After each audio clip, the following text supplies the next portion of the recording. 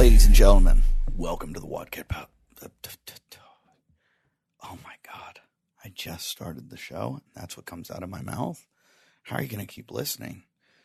All right, let's give it another take. Ladies and gentlemen, welcome to the Wadcast Podcast. I am your host, Eddie Ift. How's that, everybody? I think that was a little better, don't you? If I were a person that just was listening to this podcast for the first time, I might turn it off right now, but don't, because what you're about to hear is gold. It's all gold. You are going to listen to this and you're going to think, wow, why have I not been listening to this podcast? Why am I not going on Twitter, Facebook, TikTok, Instagram, Vine, MySpace, writing letters to pen pals, telling them to listen to this? There are so many people that need to listen to this information and be entertained by me. If you're in the CrossFit world, you've got a community. Let your community know about Barbell Shrugged. I mean, the Wadcast Podcast.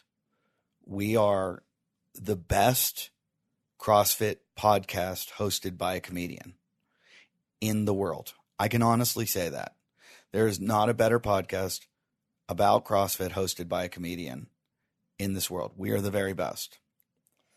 I used to say that I was the fittest comedian, but there's like a bunch fitter than me. So I now will say that I am the best podcaster that does stand-up comedy and CrossFit. Go ahead, try to find somebody. Try to find somebody better than me. All right? You probably can. But that's why I'm running 68 miles. So I can be the only guy to host a podcast and do comedy. And all right, I got to stop. I'm boring myself. Anyway, welcome to this week's show. We have an amazing guest. Do I always say that? Yes, because we do. Look at my guest list. There's not a better guest list anywhere. And today is no different.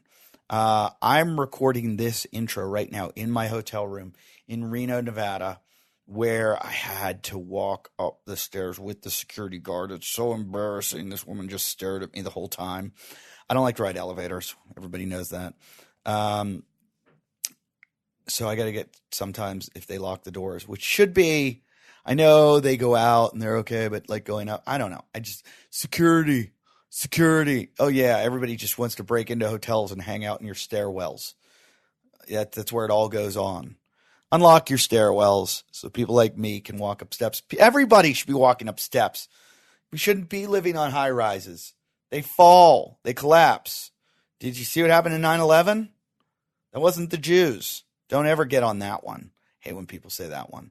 That conspiracy theory is the one that gets me the most mad. I got in a fight with a guy one time. Told me that the Jews caused 9/11.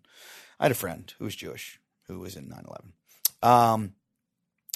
Buildings collapse and also elevators get stuck and you shouldn't be going up high rises. You should be walking up steps. Wow, I've kind of lost it. I go on these like tangents that are just ridiculous. I try to keep it focused. Here it is. Okay, so what was I talking about? Oh, I'm in Reno recording this podcast in the hotel room. Not the podcast. I'm recording the intro. That's what happens. I already record the show. I record. No, it's not your computer. That was me. I record the episodes with the guest. Then I go record the intro. And I hate that some of you fast forward through my intro. Makes me feel like Mark Maron. Anyway, here's the deal.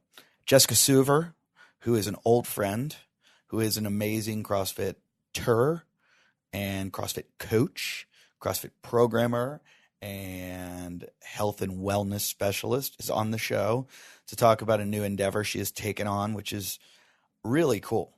I've known Jessica for now 10 years. Know her Suver, though. That's what everyone calls her at the gym. You know, when we throw down. She's always kicked my ass since the beginning, and I don't mind it. I never tried to compete with her because I could tell. I could never beat her.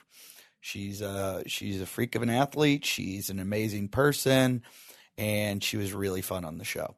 So I hope you enjoy that. But before you enjoy listening to me talk to Jessica, I want to talk to you about. You guys all know, I talk about it enough. I'm running 68 miles. Run, walking, hiking, whatever. It's all the same. Point A to point B is all that matters. Remember tortoise and the hare? Well, Hunter McIntyre, you might be the hare, but I might have some traps set for you. The tortoise here is going to make it. And the reason I'm going to make it is because I'm doing this whole endeavor. I'm doing it like scientifically. I am taking my multivitamins. I am getting all my sleep. How do I do that? With Alpha Wolf Nutrition. Alpha Wolf Nutrition is the best multivitamin out there, created by Robert Clark. Robert's this guy that just put his heart and soul into creating maybe the most scientifically based multivitamin. It's not just a multivitamin. It's like a superfood based multivitamin. It's like drinking a green juice. It's got micronutrients. It's got phytonutrients. When it comes to vitamins, this is the one you should be taking. It's got everything in it. It's way more than a multivitamin. It's a lifestyle. You name it. It's got antioxidants. It's got anti-inflammatory properties. He just did all his research, found out everything you need and how you're going to get the most of it. Because a lot of these companies don't tell you that a lot of the stuff goes into your stomach. It's not bioavailable. It gets crushed by the hydrochloric acid in your stomach. This guy knows how to deliver it. He knows how to get it into your intestines, get it right into your bloodstream, and get enough of it that it doesn't, you don't lose it. So check out their next level superfoods multivitamin. There's literally no other vitamin that comes close anywhere. So check it out. If you don't like drinking green juice, you just take this and you're getting everything it's got. And it also will boost your testosterone. It's got beetroot and pomegranate. Yeah, so all that stuff in there. They also have a Force X7 testosterone booster. You want to take that? You guys out there, you're getting older, you need to boost that testosterone. I guarantee if you go get tested, it's lower. And you don't want to be injecting that stuff. But if you use this, it's a testosterone booster. So go to his website. Go to alphawolfnutrition.com and check out all this stuff. You can read about it yourself. If you need a sleep aid, he's got a liposomal sleep aid, which insomnia crushes us all. I'm traveling all the time. It's the worst. So you get yourself on one of these and it's going to help you sleep. But you can check it all out at alphawolfnutrition.com and do all your research. Find out about it. Go there now. Alpha Wolf, that's ALPHA, Wolf, WOLF, nutrition.com, and use the code WODCAST15. You're going to get 15% off your first order. How about that? Not your first order, any order. So just keep ordering. AlphaWolfNutrition.com. That's AlphaWolfNutrition.com. And while you're at it, when you're playing around on those little keyboards there on your computer, why don't you head over to iTunes and rate, review, and comment for us. I've gotten some really, really, really good reviews. I read one to my wife the other day because I was so proud of myself. I was like, look at this. This is how I validate myself right now. Because I'm proud. I'm proud that I'm putting out a good show. And I know some of you think it's shit, but you can go fuck yourself. Remember that? And remember on the show when I asked you about the vortex, I thought I would get a ton of comments. I did not get a ton because I think everybody's a pussy and won't try it. Get out there. I'm going to do it as a workout this week. I am going to put myself in the vortex. I want to do it where someone can film me, though, and I'm in Reno, hopefully recording Sean Sweeney. If he comes around, he's like, dude, I got stuff going on and blah, blah, blah, blah. I don't care, Sean. You get your ass down here to Reno. I know it's an hour drive, but you get down here and we're going to record in a lobby somewhere. Again, I don't know why we record in the lobby, but let's do it. Sean Sweeney, the cowboy. Sean Sweeney's great. One of my favorite guests ever. Better get his butt on the show again. All right. So here's the deal. We get lots of reviews. We have, 890 ratings. Could you guys please get us over 1,000? Just that means 110 of you need to go on there and just rate the show. Just rate it. All you have to do is hit a star. Hit a 5-star. Give us a 5. We have mostly a 4-star review. We have a few 4s, a couple 3s, a couple 2s, and let's say maybe some 1s. Somebody's giving us a 1-star review. Here's one. Great podcast. Great podcast. I miss Scott and Armin, but Eddie, you are holding your own and doing an amazing job. I just finished listening to the episode with Troy, and it was hilarious. Troy's the guy whose eye falls out. Since you've been on your own, the guest list has been great, and I've enjoyed listening to all the information that they've brought to the podcast. They bring the information. I just ask the questions. That's what that's me. That's not in the comment. Keep up all the good work, Eddie. Hashtag still listening. That came from James3575. Thank you, James3575. Here's one. I am new to CrossFit. Have been listening for almost a year. This is my go-to podcast. I would listen every day if I was there, or if there was a show. I love Eddie's humor and is a great interviewer. The guests are knowledgeable and entertaining. I recommend anyone who is into CrossFit. Eddie, when are you coming to Syracuse? That was by Eddie's mom. No, that was Syracuse Dog. Syracuse Dog. I don't know when I'm coming to the Syracuse Funny Bone. I want to come back. Hopefully I'll come back. Call them and be like, hey, bring Eddie Ift here. If you do that, if you bug comedy clubs, it's weird. Like 2 or 3 phone calls where you're like, hey, when's Eddie Ift coming? Or emails or tweets or whatever. And they actually then contact me. And they're like, hey, when are you coming? I'm like, send me a deal. Send me a deal memo. I'll be over. Where did I get the message? Oh, fuck. I sent it to Mike Anderson. There was a message. Somebody told me about the Vortex. And they were telling me, I don't want to say their name because the guy's a coach. And that can get all weird. Coaches and students and parents are all about social media. Anyways. I got this message. Hey, I'm a high school cross-country coach, and I incorporate a lot of CrossFit into my athletes' workouts. Anyways, we did the Vortex WOD once. I should change the name of this to the WODcast. The WODtex. The WODtex. The VorWOD. Fuck. I give up. They should, whatever. It's the Vortex WOD. And he said that once it challenged them for sure. Out of 37 athletes, about half finished it under 16 minutes. I think he did a time cap of 16 minutes. My fastest time was a boy at 12:50. Holy shit! However, some of their movements were not at full depth, but close. Oh, I would no rep the fuck out of these kids. These kids, don't let them start no repping at a young age. I'm just kidding. I would be cheating my ass off. It says, I'm using the WOD as a benchmark and plan to do it again next week. Ooh, brutal, coach. Huge fan of the show and really enjoy your interviews with the guests. He time capped it 16 minutes. I don't think I could do it in 16. What it is, again, we'll repeat it. It's a 1.5 mile run. On the minute, every minute you do 10 push-ups. Every other minute you do 15 squats.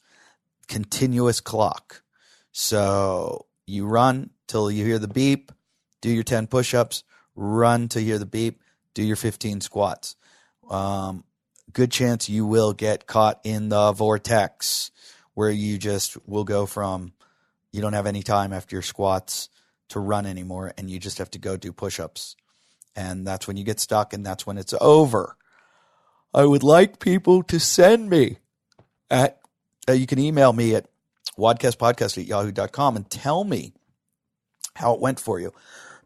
Or better yet, send us a video.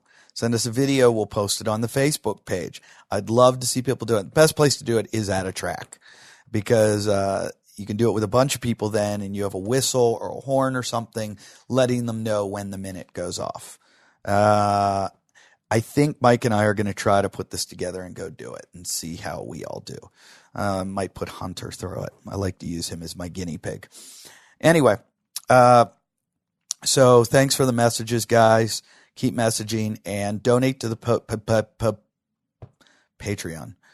You can. You give $5 to the Patreon, and you know what happens. You know the rules, guys. You give $5, what happens? You get yourself a what? What do you get? You get a Maya Pux or a leopard claw. You know what? I'm going to lay off this for a week, okay? Because I think it's better that I push the run. We are going to run the 68 miles of the Backbone Trail from Pacific Palisades to Point Mugu continuously, trying to break 24 hours to raise money for the National Fallen Fire. I knew I wasn't going to get it out. I felt it coming, and then my mouth farted. Okay, here's what it was. We're at 68 miles from the Pacific Palisades to Point Mugu. It's over 14,000 feet of elevation. 68 miles is tough.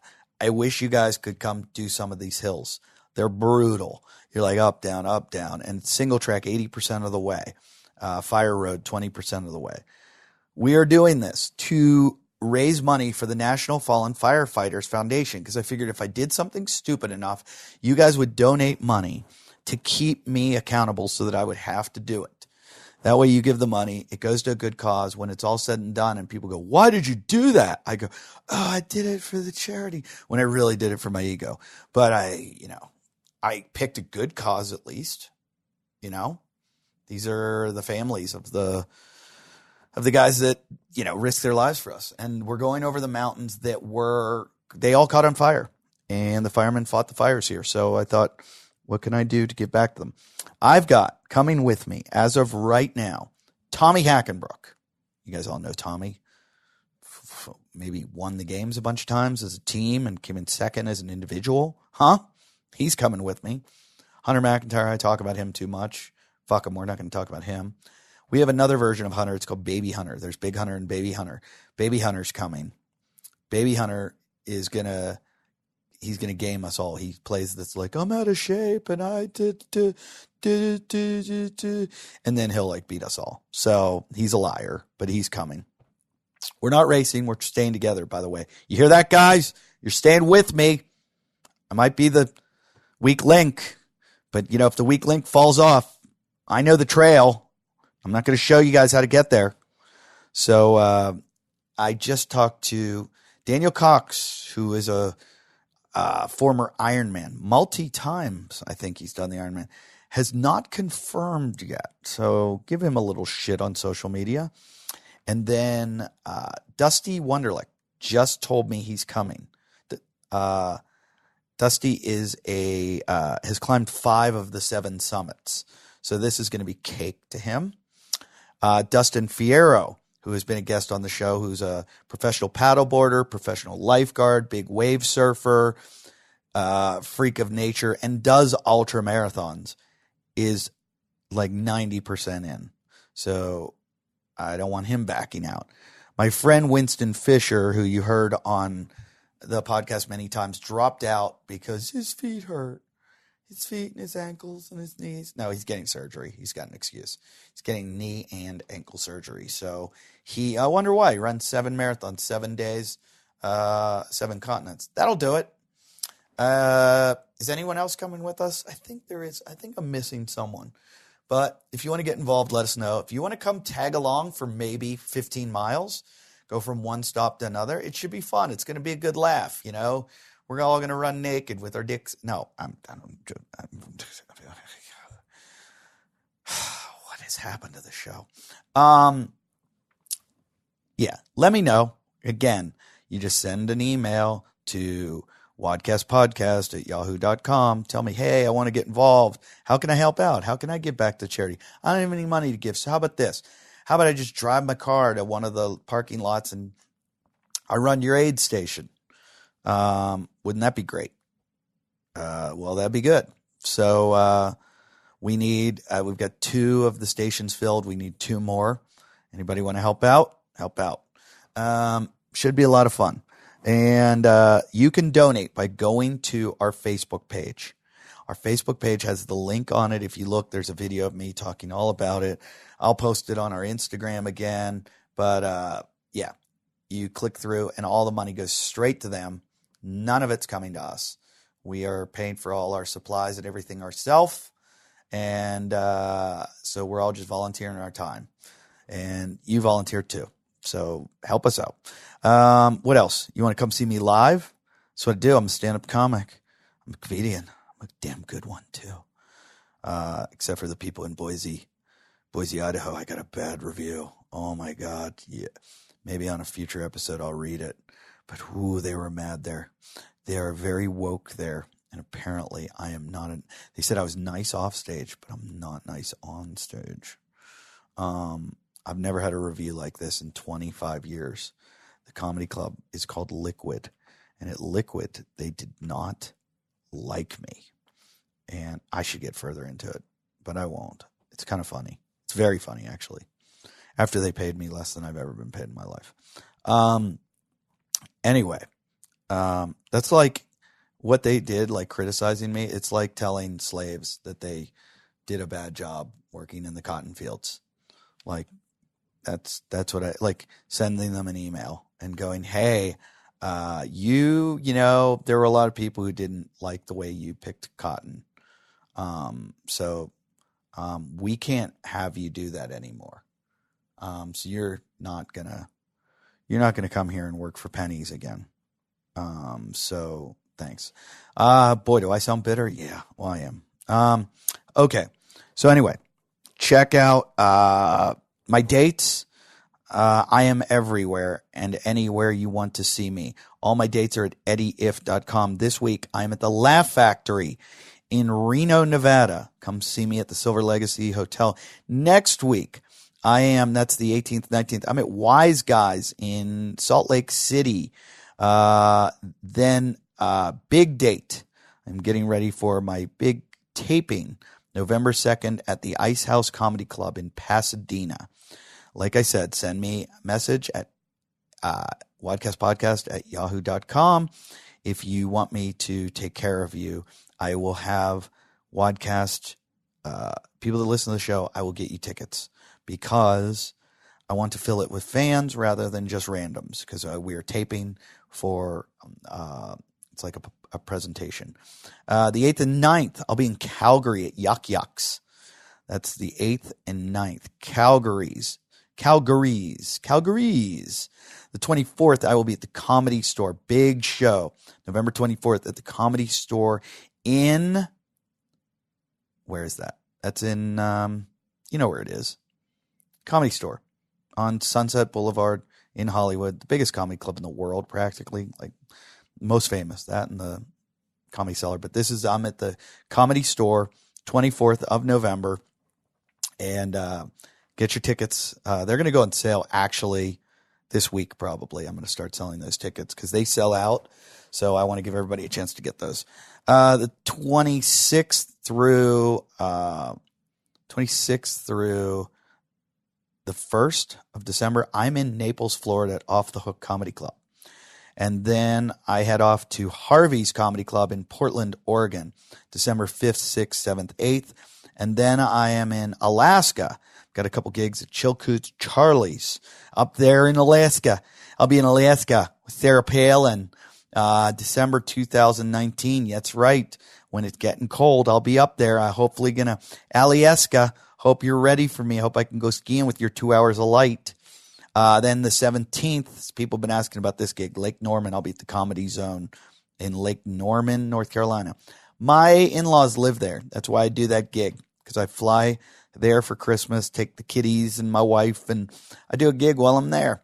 And then I take Christmas off, and then I'm back. And the whole month of January, I'm booked. I'm in Sunnyvale at Rooster Teeth Feathers. I'm at the Improv in Lake Tahoe. I'm at Brad Garrett's Comedy Club in Las Vegas. I'm at the Woo Ha Ha in Worcester, Massachusetts. Then I'm at Laugh Boston in Boston. Then I'm going to Vancouver. I'm pretty much all booked up for the rest. The Adelaide Fringe, I am coming to Australia. All kinds of bookings, all kinds of dates. Let me know. Give me a call.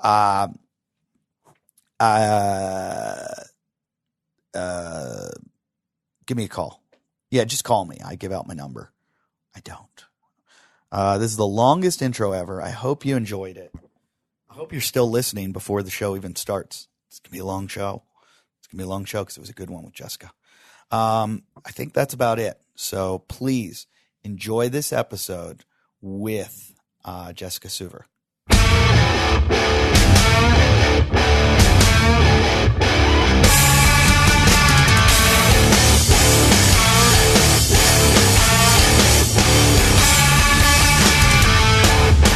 Ladies and gentlemen, welcome to the Wadcast Podcast. I'm your host, Eddie Ift, just sitting here out on the deck up in the secret mountains where the Wadcast lair is.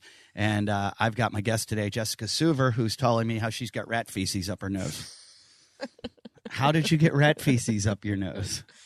No, I was saying I'm cleaning I'm moving out of my apartment. I live in Venice. And my eyes were pretty glued shut earlier, and my nose was running. And my dad said it was probably rat feces and homeless people's skin. So, just a nice thought. Nice thought. Homeless people's skin. That's better than rat feces. Yummy. That thought is beyond delicious. You need to try a thing called X-Lear. It's like clear, but with an X, and it has xylitol in it. And every bit of information I have is from Chris Kresser. I just read Chris Kresser, and then I recapitulate everything he says because I think the guy's a genius. But he was talking about how the biofilm in your nose, the only thing that can break it up is xylitol. And xylitol is that's why they put in the gum. You know, people chew the gum, and it breaks up the bacteria in your teeth. So anybody out there with allergies, works pretty good. I've used it. You just spray it up your nose. You know, it's like a nasal spray. And because you don't want to use all that Afrin and all that. I Afrined and I neti potted. And you was did? Just dying. The neti pot thing scares. Oh, it feels so good. I used to do it, but it scares the shit out of me because of the, you have to use the distilled water. Right. The girl that got the brain-eating amoeba. Yeah. I freaked out about that for like 30 minutes. I was like, I don't care. It's not going to happen to me. I freak out about it all the time because I was booked to go surf at this wave pool in Waco, Texas, and it happened like the day before I was going that the kid died from it at that pool, and they shut it down. And my in-laws live in North Carolina. They live on a lake, and it's like a lot of like stillborn, or not stillborn, just like still lakes that don't have any kind of filtration or way of chlorinating, and it just sucks. It's you get this amoeba, and it's apparently like, you know, when you like tumble in the water and water goes up your nose. If it doesn't go up your nose, you're okay. But when I surf, it goes way up your nose. Yeah. And then this amoeba just eats your and you die in like a day. Like a day. It's like the worst death ever. You don't get to say goodbye to anybody. You just get dumber like as the day goes on. Oh, it's the worst. I can't think of a worse. So now every time any listeners' water goes up their nose, they're going to think there is a brain-eating amoeba. You better hope that water wasn't sitting out. That's what it happened with a neti pot, though. So always use distilled water. And when I would do it, I would boil the water. Yeah, I boil the water. And then I put ice cubes from the. No, just kidding. I put ice cubes. Well, that's not distilled water. I know. But I want it to happen as fast as possible. It does help. Oh God, it felt so good. Crazy Bobby. Get the rat feces out. Crazy Bobby, who's on the show all the time. He's the other one I go to whenever I have an ailment because of that dog. That dog makes this noise. My little half Frenchie makes this noise where she's like. And it looks like she's dying. And I think she's scratching the back of her throat or something. But she's been doing it for years. And Bobby just walked up to her and grabbed her face, held his hand over her mouth, and covered her nose. And I'm like, what are you doing? Are you suffocating my dog? He did it for like 5 seconds, and she stopped. And now we do it. And it's amazing how it stops it. And every time I have any kind of ailment, I'm like, Bobby, what do I do? And he has some crazy shit. And I do it, and it works. So his one for the common cold, the wellness shots, like he just, the ginger, cayenne pepper, lemon juice, and honey. And I was so sick in March, and he's like, do it. He's like, he said Erewhon, go to Erewhon or Whole Foods. They sell them. I swear by the germ warfare from Erewhon. Germ warfare. What is that? It's disgusting. Your whole mouth turns numb. It has colloidal silver. It has everything. Yeah, oregano oil. Bobby told me to go Your colloidal whole mouth silver. gets numb, and then I swear it works. So Chris Kresser, I was reading, and he reads all the studies, and he said that the only thing that's shown to alleviate like the common cold, like a virus, is that ginger, lemon juice, cayenne, yeah, and honey. And then he was the one that recommended the xylitol. But they say the only thing shown to suppress a cough is decaffeinated tea with honey in it, preferably Manuka honey. And it's weird that we have all these pharmaceuticals and everything, and none of them really No, you just work. got to buy like a $20 little thing from Erewhon. Chicken soup has a suppression too to it. But I don't know if you want to suppress. I mean, I guess you do because the caffeine irritates your lungs and makes it worse probably. I don't know. Anyways, we're talking because we're both full of phlegm right now or something. I don't know what's happening. I blew the leaves out here and all the pollen just goes up my nose. But anyways, I know you from, for about 10 years. That's true. You were there the first day I ever walked into a comedy club, a comedy CrossFit. The very first day I walked into CrossFit Paradiso when it was in a storage shed. Yes. In a parking lot in Marina Del Rey. How long had you been doing it for? I started in December-ish of 2008, like December, January, at my college, Loyola Marymount, with my two friends, Eddie and Karen.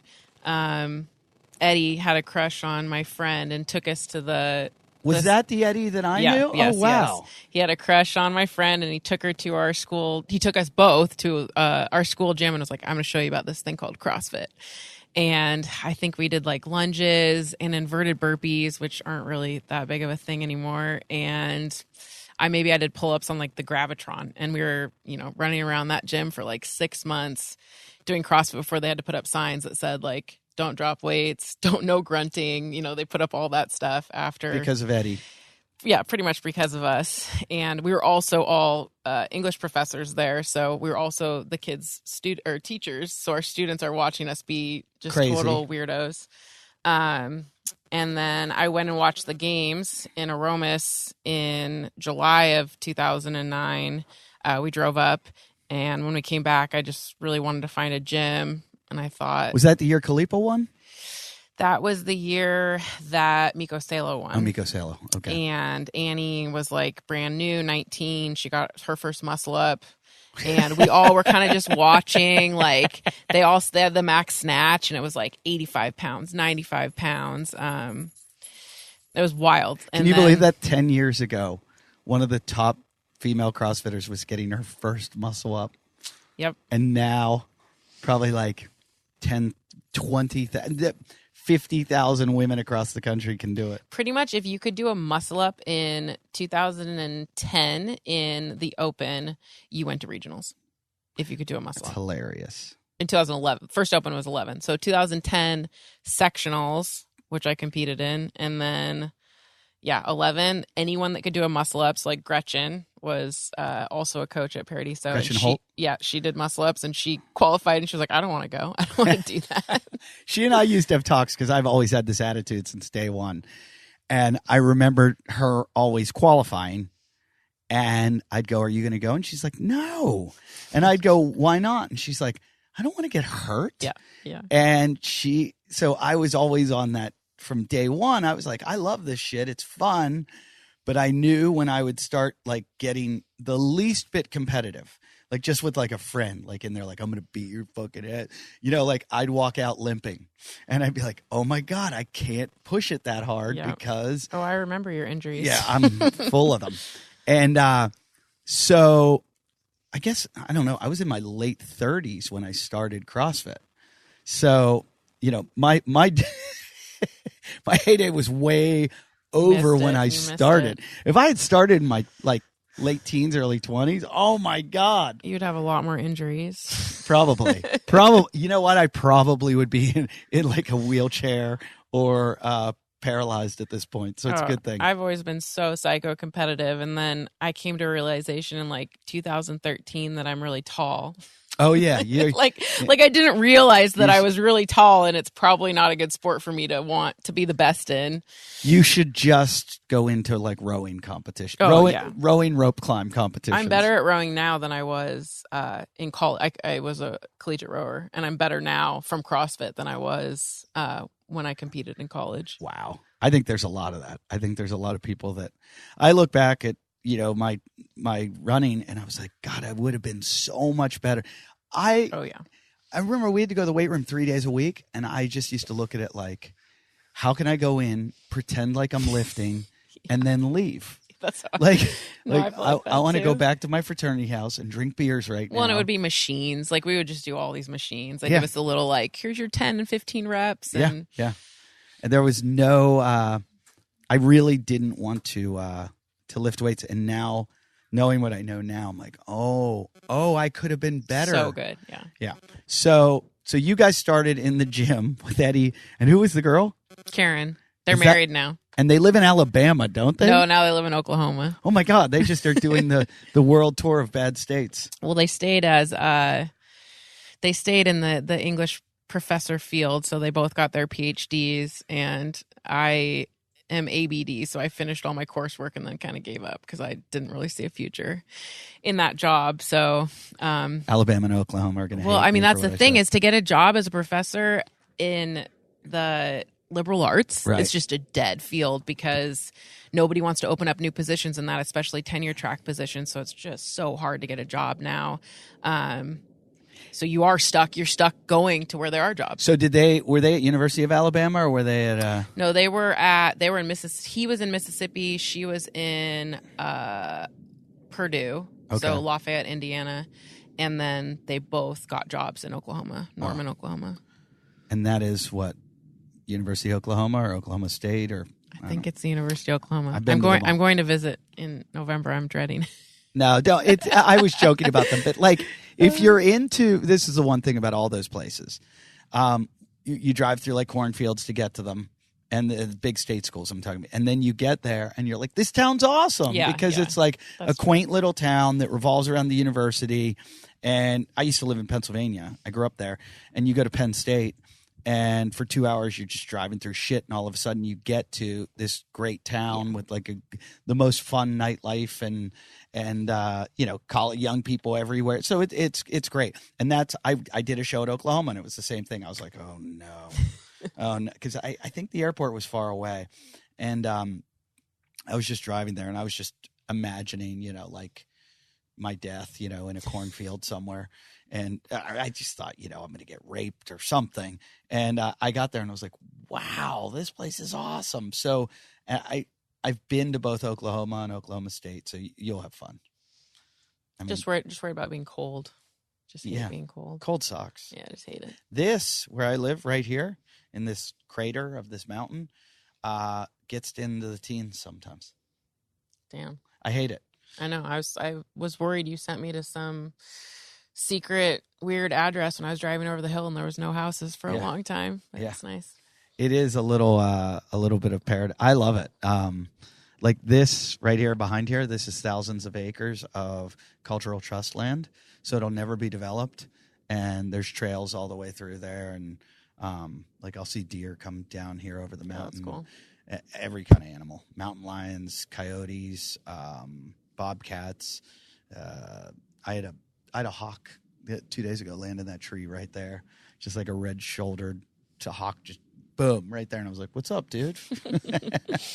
So the nature's awesome, but and there's a CrossFit right over the hill, CrossFit Malibu. I do know that. Have you ever been there? No, but I know Michael. Yeah, he's the best, and it's such a nice gym too. I mean, it's like old school, yeah.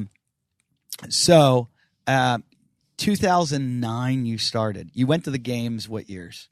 2013 That was team.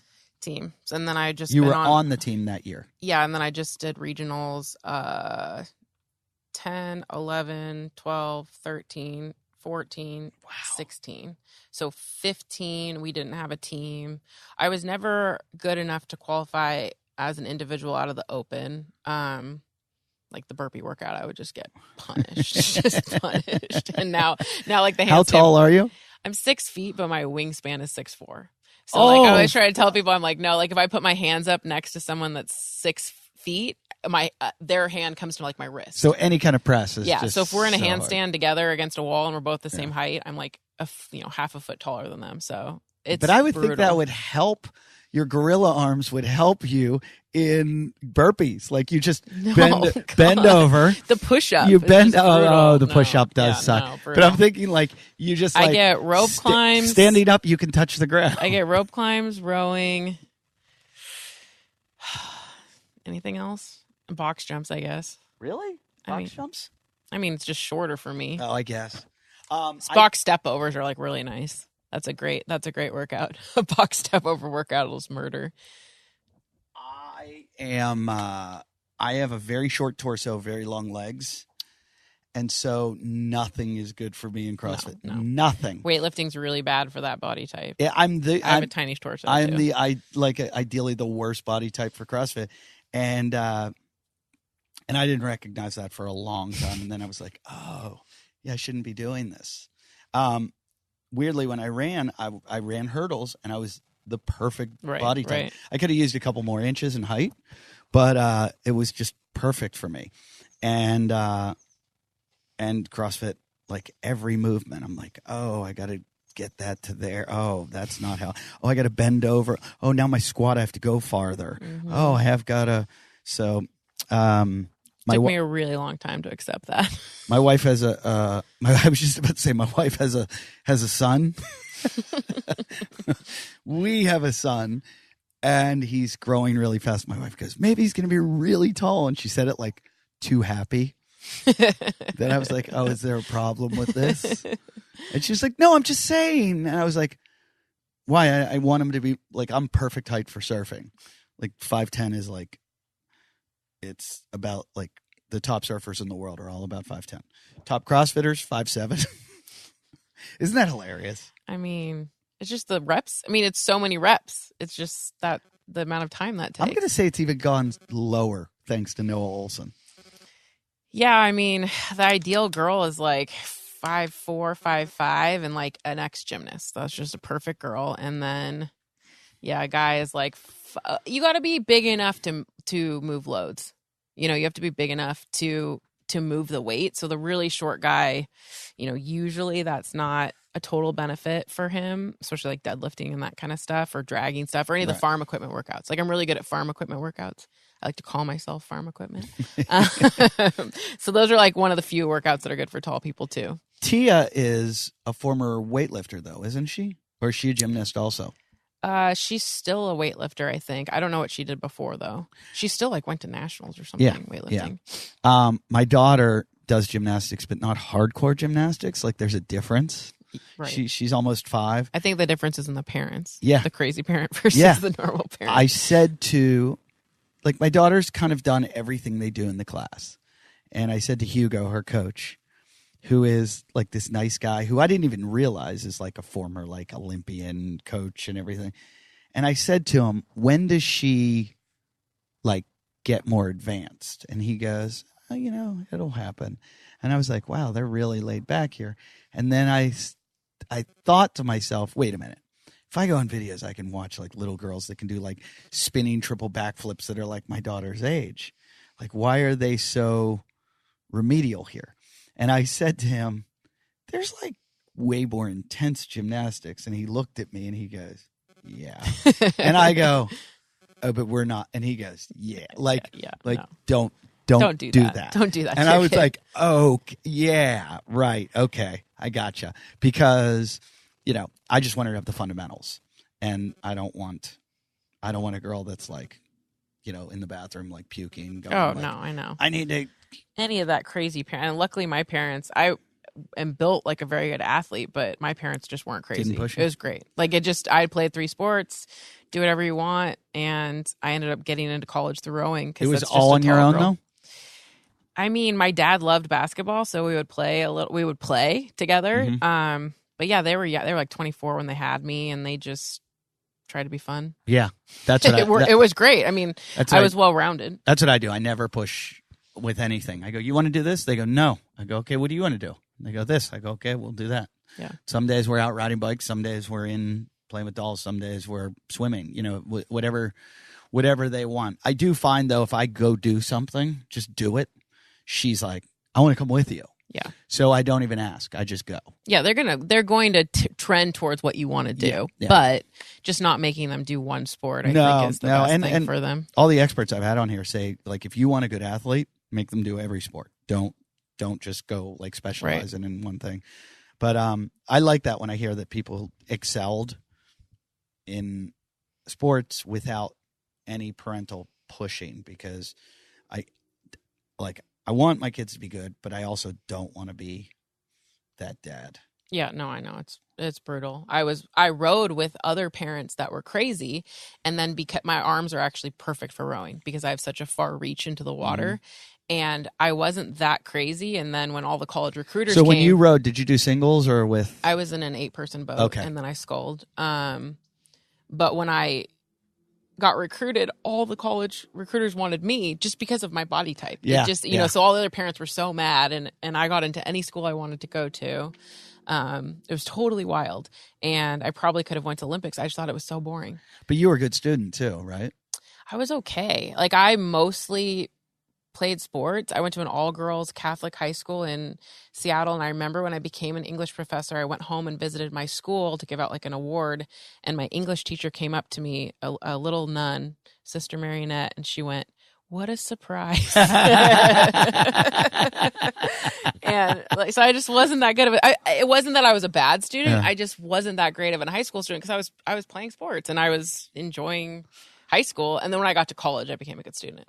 Yeah. But high school, just, I don't understand how people were good students. Actually, I don't understand. I had friends that were, 4.0, 4.5 back then because you got that extra AP credit, and they played sports too. And I was like, when do you do homework? Yeah. I had no idea. I was like, I sleep? Like, do you not sleep? I never knew how they made that happen. I'm listening to a show or a book on tape right now called How to Raise an Adult.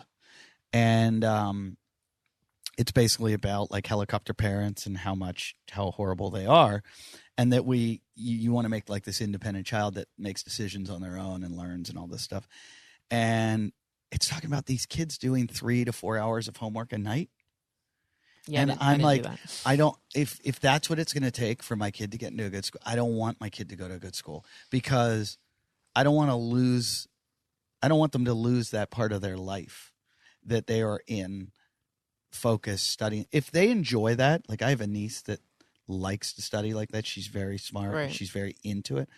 Good. If you're a bookworm, good, go do it. But to like force that kind of pressure on a kid when your high school years could be the most fun years of your life and you're going to throw those all away to be in a room reading books. I didn't want to start learning until about 3 years ago. Now I read. I've always been a big reader, but I mean, I'm now reading like biology books and chemistry books, and I like stuff like that, physics, and where I didn't want. And I think I always knew that. I think I was like, I'm going to do all the shit I can do while I'm young, and then when I can't do shit when I'm older, that's when I'll read. Because like I always tell kids, don't do drugs now. Do them when you're older and you're going to be bored. And you can buy good drugs. When you're young, you can still fuck. You can still, you can do sports. Do all that shit. Don't waste it. Like, have fun when you're mobile and you can't. The worst part about being young is not having that driving ability. But now with the Uber. Well, and not knowing that you're young, like just that part. I mean, I had a great childhood. I had a great college. Like I did it. So I'm Yeah. happy. I'm happy now that I don't feel, oh man, I wish I would have Yeah. partied more or Yeah. anything like that. Like could I have been a better athlete? You know, there's just, could I have been a better student? But I'm happy Yeah. now. Yeah. So that's all that really matters. My friend always says that to me.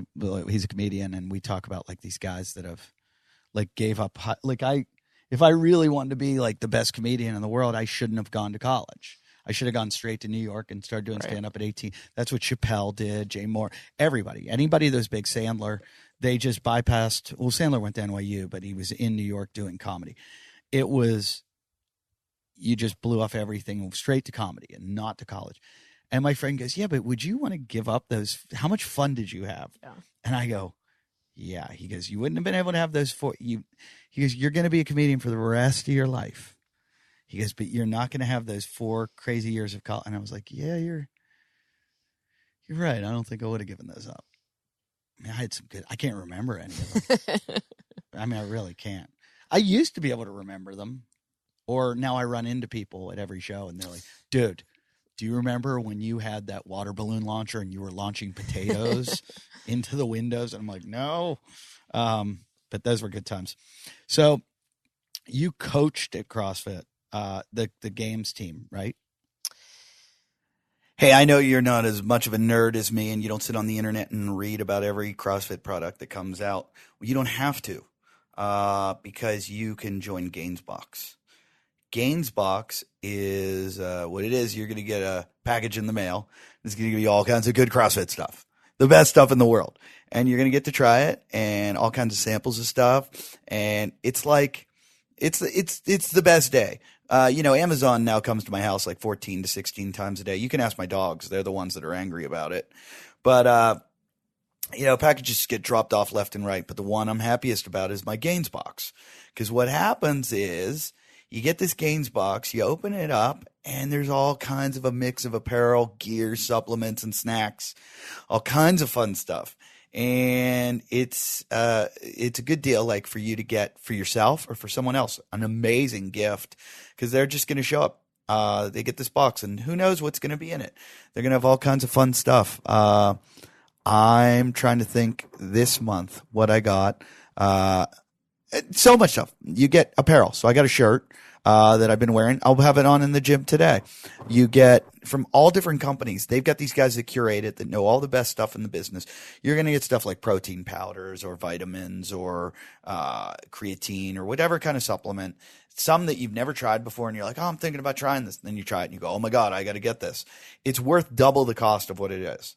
So you're just saving so much money. And there's always some kind of like something that I had the bands that I use now for the monster walks, all the different kind of supplements. Sometimes there's bars and stuff that you can eat right away, but it's always different, always cool stuff. Almost everything you use, or if you don't, you give it away to someone else as a good gift. So you re-gift. But you save lots of money, and it's honestly, for a CrossFitter, there isn't a better gift to give them, because it's the gift that keeps on giving. If you get a subscription to it, they get it monthly. So if you want to get one, and we're going to give you a good deal right here. You order now at thegainsbox.com. That's thegainsbox.com. TheGainzbox.com. You buy your first box, you're going to get a second special bonus box free.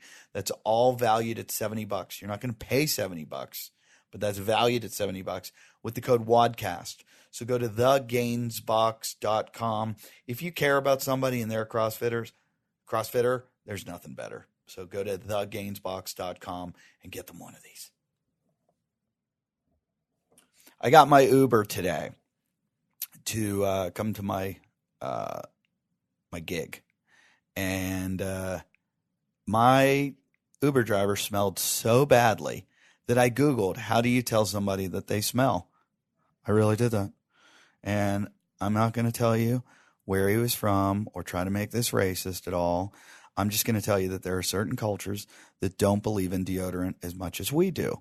And that's a fact. But those places are getting, deodorant sales are going up and up and up. I've read all about it because I didn't want to sound like a racist, even though I was, because I generalized and I looked at them. I didn't look at them. I just smelled them. And there are people smell in every race, creed, color, sex. People smell. But some cultures don't. I don't want to get into this. What I want to say is, if you want to get rid of that smell, the best way you can't get mad at me because you don't know what culture I'm talking about. For all I'm saying is like this Polish guy, or this Ukrainian, or it was a guy from Tajikistan. He was from, you don't know what I'm saying. Maybe he had red hair. These red-haired people have, see, you're already jumping to conclusions, but I'm not going to let you get me. You're going to try, but you're not. Anyway, if you stink, if you smell, even if you don't smell and you don't want to smell, the best deodorant out there, and I've tried them all because I stink, Native deodorant. I swear by this. I'm telling you, my wife's the one who found it. She loved it. She told me, I said, reach out to them because I should be advertising for them because I love their stuff so much. Here's why I like it. It's safe. It's simple. It's effective. You don't smell, and you're not putting any of that crap on you that comes in a lot of the other deodorants, if you know what I mean. They just go look online. They've got 8,000 5-star reviews. 8,000. I only have 1,000. They have 8,000. And it's an all-natural deodorant. It doesn't have any, there's no aluminum. Why do you ask about aluminum? Well, you should go do your research. Go look up. And when you do antiperspirant with the aluminum, see what you're putting in your body. I'm not going to tell you. Just look it up. Okay? Native has just simple ingredients in there. They don't use anything that's dangerous. Nothing. It's basically tapioca starch. That's what's going to absorb the wetness. Their moisturizer that they use is coconut oil or shea butter. And the coconut oil is the antimicrobial. And it just smells great. I'm using 2 different ones. I use one on the road and one at home. And they've got all different colors. They've got the coconut vanilla. They've got the lavender rose and the cucumber mint and eucalyptus. Cucumber mint and eucalyptus mint. I'm using right now the lavender and rose and the coconut and vanilla. So check them out. They offer free returns and exchanges, so there's no risk. Use it once and go, I don't like it. You can send it right back. Let me know. Let me know if you like it. For 20% off your first purchase, visit nativedeodorant.com. Go to nativedeodorant.com. Use the promo code. I am off today, guys. Have you noticed? Use the promo code WODCAST during checkout, okay? That's nativedeodorant.com. 20% off for your first purchase if you put in WODCAST during checkout. Go do it, you stinky mofos. I was on our games team. I thought you were the coach one year. I was. So what ended up happening, I taught at LMU for like 5 years, and I coached on the weekend. I was like, I'm a psycho about working. I just love working. And so I would work Saturday, Sunday at Paradiso as like just fun. I just wanted to coach. And then I started to see that climate change for especially the liberal arts. I was like right around the depression of, the mortgage crisis and all that. So 2007? Well, it was 2009, but like the current was still there. Right. And I kind of went, man, if they're going to cut anything, it's going to be these departments, the English classes, the departments that aren't real trade. And I also believe that people should have a trade. And so I left teaching in 2013-ish. And that was right when we went to the games. That kind of was like a catalyst for me that I knew I wanted to do this. And I started coaching full-time at Paradiso. Well, part-time, full-time. It's hard to coach like 40 hours. I mean, you can't coach like that, or even 20 hours of classes. And kind of making that my passion. The shitty thing is I think I wish I would have known, oh, hey, you're really into sports and fitness. In college, I spent all this money on a college education for English. Right. I mean, I listened to a lot of podcasts with, people that are in kinesiology. Right. And I'm like, fuck, I spent all that money on college. I mean, so much money. And So I think someone's calling on your phone. oh, is it? No. What were they? No. Can you? Yeah, the phone sends a static signal Sorry. to this. That's okay. Anyway, so I left and just kind of had to learn on my own. Did my L1 and all of that stuff.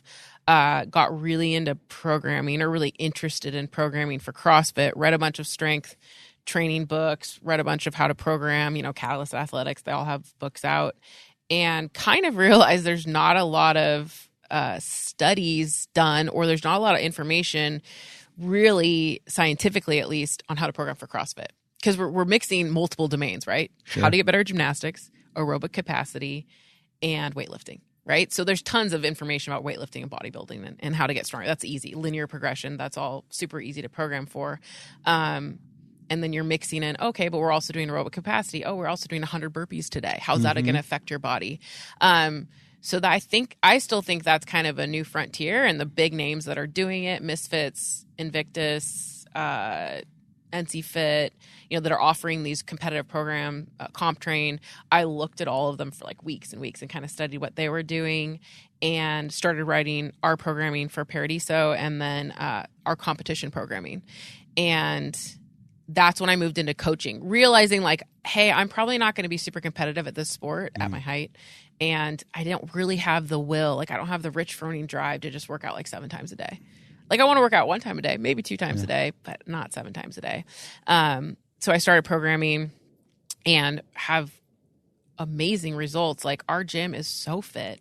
And you walk in and like everyone's doing muscle ups. Everyone's doing rope climbs.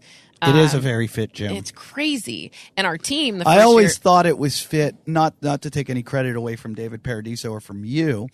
I just assumed it was so fit because Venice is this like epicenter of like, cool people that want to be elite, and they all go to live there, and that's where CrossFit Paradiso is. So you're pulling from this. But I used to give David credit for this. I said, if you watch your gym from the beginning to now, how everyone progressed, it was incredible. And I feel like I got left behind because I was so on the road all the time and couldn't keep a consistent programming, that I couldn't consider myself one of them. Like, I was never a real member because I was always. But when I would go there, like I'd have 6 weeks off or something of touring, at the end of 6 weeks, I'm like, wow, this really, like, you guys have some incredible programming. And I get what you're saying. I kind of laugh about that all the time because when people program, sometimes I think they're full of shit. Right. And I just go, like, I know what you're saying, but I don't believe. I'm not going to name names. I've had them on the show where they've showed me their methodology, and I'm like, you're full of shit. You're just you're just saying this because if you talk enough, people are just going to back off. Sure. But it, like you said, there's no real data to show us, except for you can show us this is what Rich Froning does. Right. This is what Matt Fraser does. This is what Tia does. And look where they are. Right. And so they're the best, but it also doesn't tell you so many other aspects about them. What if you don't have that time to train? What if you're not their size? What if you're not, you don't have that kind of ability in that domain? What if?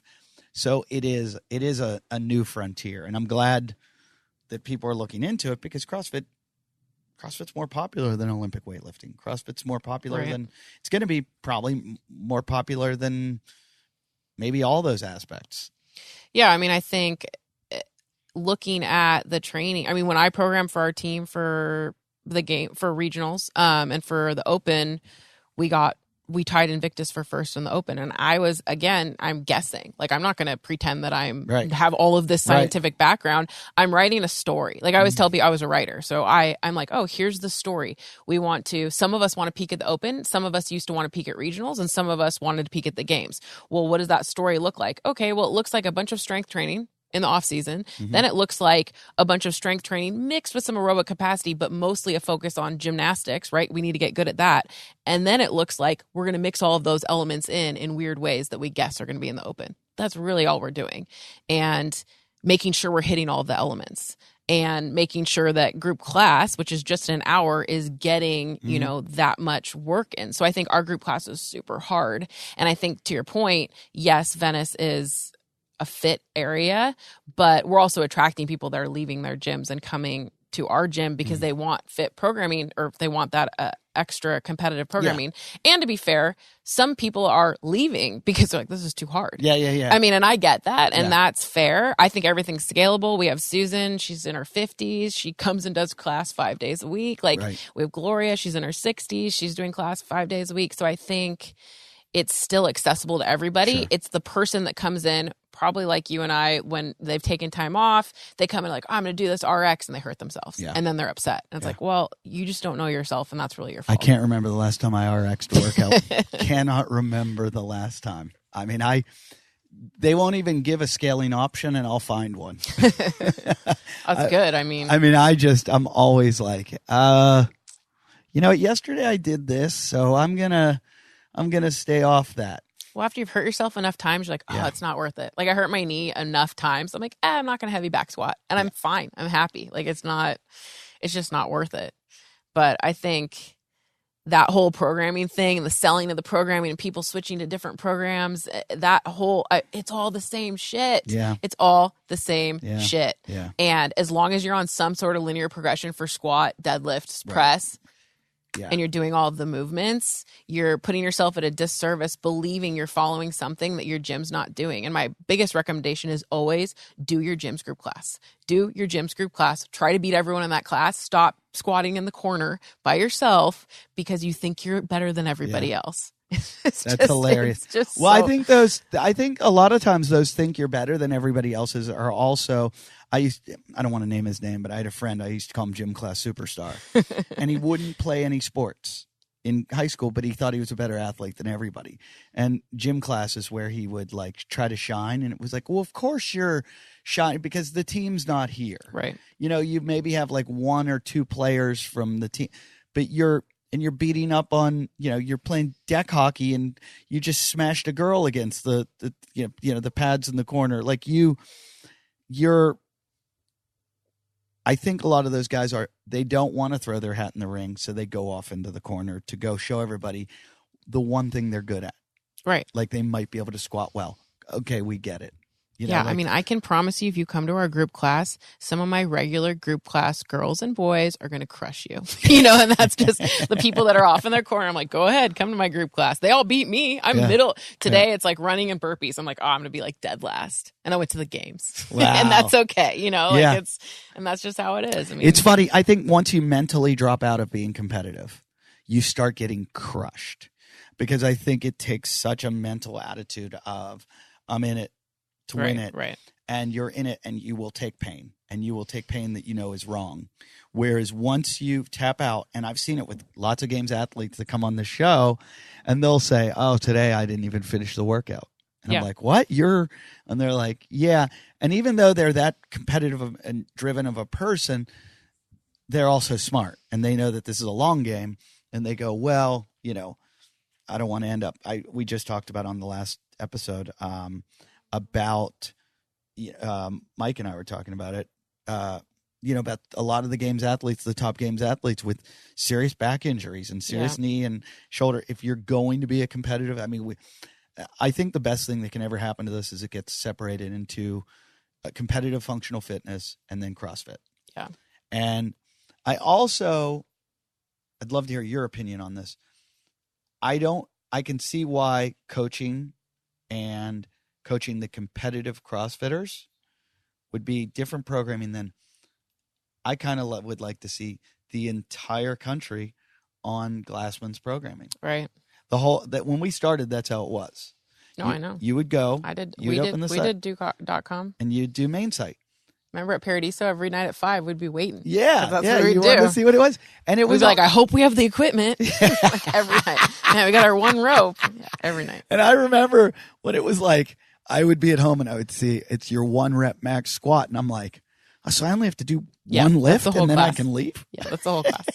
Then I went to a gym in Australia, and it was like 1 rep max squat. And the guy was like, okay, I want you to work up to, he's like, I forget what it was. He took me up, and then he's like, when you fail, once you fail, the lift before that, I want you to do 5 sets of 5. Yep. And I was like, oh no. I was like, I thought I'd just come in, I do 5, I do 5, I do 5, I do 5, and then I leave. Yeah. And he was like, no, we're gonna find your 1 rep max, and then or where you fail, and then right before that. And I went, that's horrible. And he was like, that's how you work out. And I was like, oh. But I would like to see main site, because the reason is then every day is that still thing of like, every CrossFitter in the country can talk to each other. Yeah. And go, how'd you do yesterday at Diane? How'd you do? But there became this, no one trusted Greg that it was enough. No, that they needed more. And I think if you're a regular 5-day-a-week, it's more than enough. Yes. And it's probably skills you're not working. I look at main side every day. It's probably skills you're not working on. It's a lot of like L-sits and strict pull-ups, and it's bent over rows, and it's just stuff that people are skipping. That's accessory work that's probably going to keep them safe. Sure. And there was a method to his madness. I always criticize him, but I do give him some accolades. You might have done your CrossFit total this day, and then the next day's a rest day, and then the next day's 3 800s or something. Yeah. And so you can go full on 3 800s because you've had enough. Right. And so whereas everybody started to go, oh, CrossFit's too hard, and it's too, well, maybe it got too hard because there was all this crazy programming that everybody was like, oh, we can do more.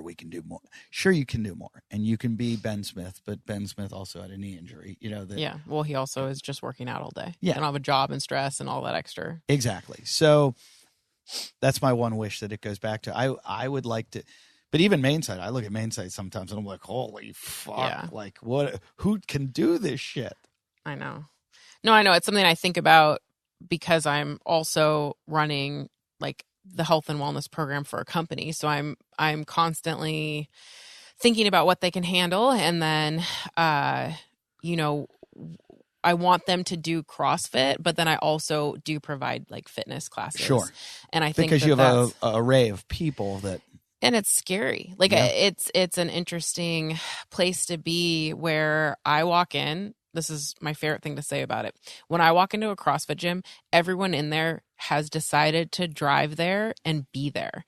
When I walk into the office that I've now worked out for a little over a year, and there are some people that don't want to look at me. They don't want me to look at them and know that they're not working out. And especially at the beginning, like it was hard. I represent maybe something they're not doing, or they feel guilty. So they don't want to like make eye contact with me. Whereas that never happens at CrossFit. For a while, I would like go around to the desks and be like, hey, come work out. Hey, let's go work out, and try to get people to work out. And it's partially fear. Maybe they just don't want to do it, which is fine too. But it's a constant battle of getting my quote unquote members in the office to come work out. Whereas at a CrossFit gym, I'm not going through that barrier to entry at all, ever. And so that's been one of the most like fascinating parts of being in corporate wellness now, is having to try to get them just to do that first part. I'm just trying to get them to work out, or just show up with their clothes, come to the office with workout clothes. Well, I can see it being scary also. I was a trainer for a short time in New York, and my fear was, these people signed up to work out and they're putting their faith. These are people that they're not CrossFitters. These are people that never worked out. Right. And so they're like, hey, you get me in shape. And I was like, I know how to get me in shape. I don't know how to get them in shape. And I know what I'm capable of or where my threshold is. I don't know theirs. And I had this fear all the time. When I'm with a buddy or something that I know, I'm like, come on, you pussy. Right. Push it. I know. But when you've got a client, you're like, where's the point where I'm going to cross the line, where I'm going from getting them better to hurting them? Right. and I cannot hurt anybody because I'm in the office. Yeah, that's terrifying. No, and you're seeing them every day. So again, it's not like CrossFit where it's like, oh, that guy got hurt and I'm never going to see him again. Like these are people that I care about. I obviously care about everybody, but that I started off as the trainer of their CEO, and he would come into Paradiso and we would just do an hour or two every day or when Barbell Club existed. And then we went over to his office when he built out a gym in his office, and kind of one day he just was like, let's have classes. I'm like, okay. So we started to have classes, and they were surrounding a challenge, and the winner of the challenge won $10,000. Great. And we thought maybe 10 people will sign up. And the challenge was you have to attend 4 CrossFit classes a week. And it was a 12-week challenge. And it was based off of like the DEXA scan, muscle gained fat loss. And like 50 people signed up in an office of like 80. So like more than half of the people signed up for this challenge. But so we'd only planned one class. We're going to have a new class. So glad you used the DEXA scan way. I tell everyone what every gym, every trainer should be doing that. To stop the weight loss, just do DEXA scan. Yeah. So, well, wait till I tell you how they fucked with it.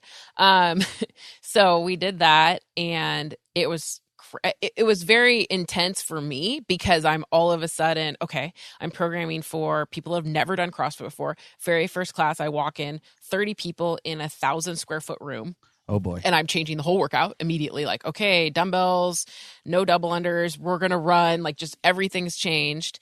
And for the most part, most people stuck to it. And 4 days of we set it up in a way that I had no idea the diversity of the people that would be coming. And we had, everyone trying to do the classes, and it was just a fascinating experiment to see how this affected them, how this affected office culture. Now you're working out with your CEO or your department boss. Mm-hmm. So you're having that relationship where you're falling on the ground together, you're sweating together. And I'm so fascinated to study like the data behind that eventually of, how does this affect workplace performance? How does this affect employee retention? Mm-hmm. Because now you think about your CrossFitter. I mean, when someone gets fired, I'm so sad because it's like, oh my God, I still want to coach you, and it's the saddest thing because that doesn't happen at CrossFit. At CrossFit, you leave because you moved because you don't want to go there. I have so many questions about this. Starting off, I'm sorry to interrupt. I just want to, before we go too far, I want to know the CEO that you trained, were his intentions, were they out of benevolence, or were they out of, if I can get my employees all working out, I can get them healthier and it's going to bring my healthcare costs down? No. So he is, his name's Ross McRae. He founded this company 5 years ago. I think he's 28, so 23. No, so 23.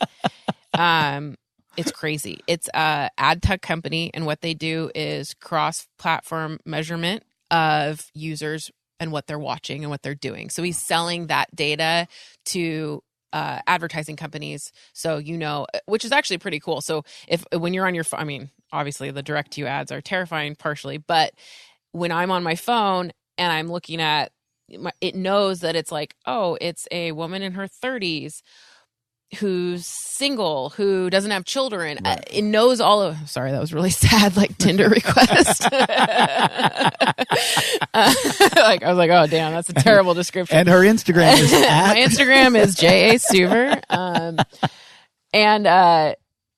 But then I'm getting ads that are relevant to me. So a 60-year-old woman isn't seeing diaper ads.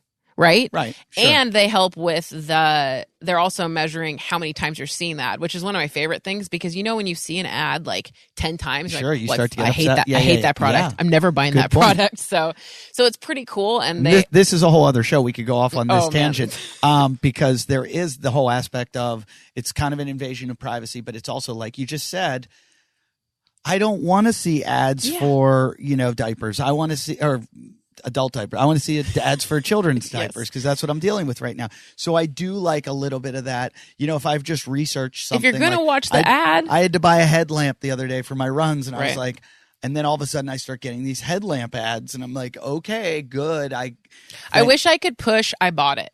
That's the only thing I wish because, after you search something and it keeps showing you, you're like, no, man, I bought it. You already won. And now you've won the battle. I bought the product. No, because sometimes it'll be like another company. It's like, no, I regret not buying yours.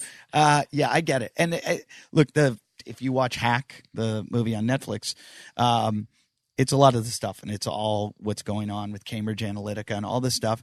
And the guy's probably a genius. It sounds like a great idea. And there is, like anything else with technology, there's good sides and there's bad sides to it. So he sounds like pretty. Well, they don't collect individual user data, Sure. which I like. So that's great. And I kind of try to listen, and we just had a big company-wide summit at Universal Studios, actually, where everyone from the company came. So how many employees does he have? There's over 200 now. Wow. So there's an office in New York too, which I go to, and I set up a fitness facility there as well. How expensive is that? Oh man, they got to win the award for the most spending on health and wellness, like for sure. It's so fun. I mean, at first it was just kind of, he's actually been my client for maybe almost 4 years. He was very, Is he a smart businessman? Because he might be a genius in creating the company, but I'm wondering at what point, like if you have happy employees, like I don't know any of this data because I'm not into business management, and that's obvious. But sometimes people go, well, happy employee wants to stay. They're not going to leave. Right. My sister works at JP Morgan. They've got sleep pods for them, foosball tables. Yeah. And they got that because Google started treating everybody and then there's places that are like, shut up and get to work, Right. And I don't, that stuff for you get your MBA to learn this stuff. I don't know. Maybe this guy is onto something. And, but I mean, is he too into it? Does he? I think so. For me, when I think about job retirement, this is the first. In all the jobs I've ever had in my life, when I was in college and all of that stuff, like this is a job you enjoy going to, and I think there is something to say. He has a big thing about not really having work-life balance, and that I actually agree. Like if you can be healthy at work, the worst thing we all do is say, I'm going to do X later, right? So there's so many overweight people, especially, that sit behind computers that are like, okay, I know I need to be healthy. I'll just wait till I retire, or I'll wait till these moments. I'm like, no, you're killing yourself right now. Yeah. So I think, I would, if somebody offered me a little bit more money at a different company, if I was one of the employees, but they didn't have any of these health benefits, I'd be like, no, I'm going to stay here. These people are fired up about me being healthy. And the other part is you should see the amount of money. And I know this from other friends that work in other tech companies, they spend on drinking and parties. It's crazy. And so it's not that much if you look at that realm of the money they spend on culture. If you're going to partition, say, hey, maybe we won't spend so much money on the partying, right, and spend a little bit more here in health. And our goal is to open a standalone facility on the corner of our block of our office, so that it's a little bit walking distance, but so they have their own space where we can have full CrossFit classes and fitness classes. This is great what you're doing. It's so cool. And so I have the other thing I learned, which I never experienced as an athlete, just because I was an athlete. I experienced it in other things like with men, but a lot of the girls don't want to go to class with guys. And when you're in a CrossFit gym, I know that, but it's just not prevalent in my mind because I'm around such strong females in the CrossFit gym. And these are strong females in other ways, but they look at me and go, well, I don't really want to do that stuff, or I don't want to do the barbell stuff. So I started to have a women's only class, where I don't say we would never do barbell, and it's not even about what the workouts are. It's really about them feeling safe, and it's just not something I think about that much at CrossFit, and it's awesome. Like I'll have a bigger class than my regular, like 15 girls. I think it's the one thing that Glassman really missed the boat on. Yeah. I think he completely missed the boat, and his whole concept of women can do anything men can. Look, I see women in CrossFit that can do the most impressive shit I've ever seen in my life. I think watching women in CrossFit is more fun. And I would maybe agree with that too. Like the girls are pretty fun to watch. In any sports, I have to say I don't really like watching women's sports. I hate to say that, but CrossFit, it's so fun to watch. Yeah, women. Look, any girl that's good at sports, I think is awesome to watch. Serena Williams or any surfer that I see or golfer, or anything. It's I don't like WNBA. Yeah, I was just gonna say the basketball. It's so sad because I played basketball. It's sad. It's just rough. It's just not as good as the men. The men are so good. But CrossFit girls are so impressed. Just CrossFit girls impress me so much because I feel like I could pluck the top CrossFit girls out and put them in other aspects of life and just tell everyone to fuck off. You know, anyone that's critical of like women and go, women can't do this or women can't do that. And I'm like, hold on. Let me call a friend of mine on the phone and I'll bring her down here and she's going to beat you in everything. And then you're going to shut up. Like, because I just had, a couple weeks ago, I had a firefighter on here. And he wasn't saying this, but one of the firefighters down the street here was telling me that they have problems with the women can't do the qualification to get in, so they've lowered the qualification. And I'm like, what are you talking about? Yeah, find the other woman. Because I was like, I know that like maybe in my day I could qualify to be a firefighter, maybe, you know, but I know a ton of CrossFit girls that could beat the shit out of me so they could qualify for sure. So why are these problems happening where girls can't qualify?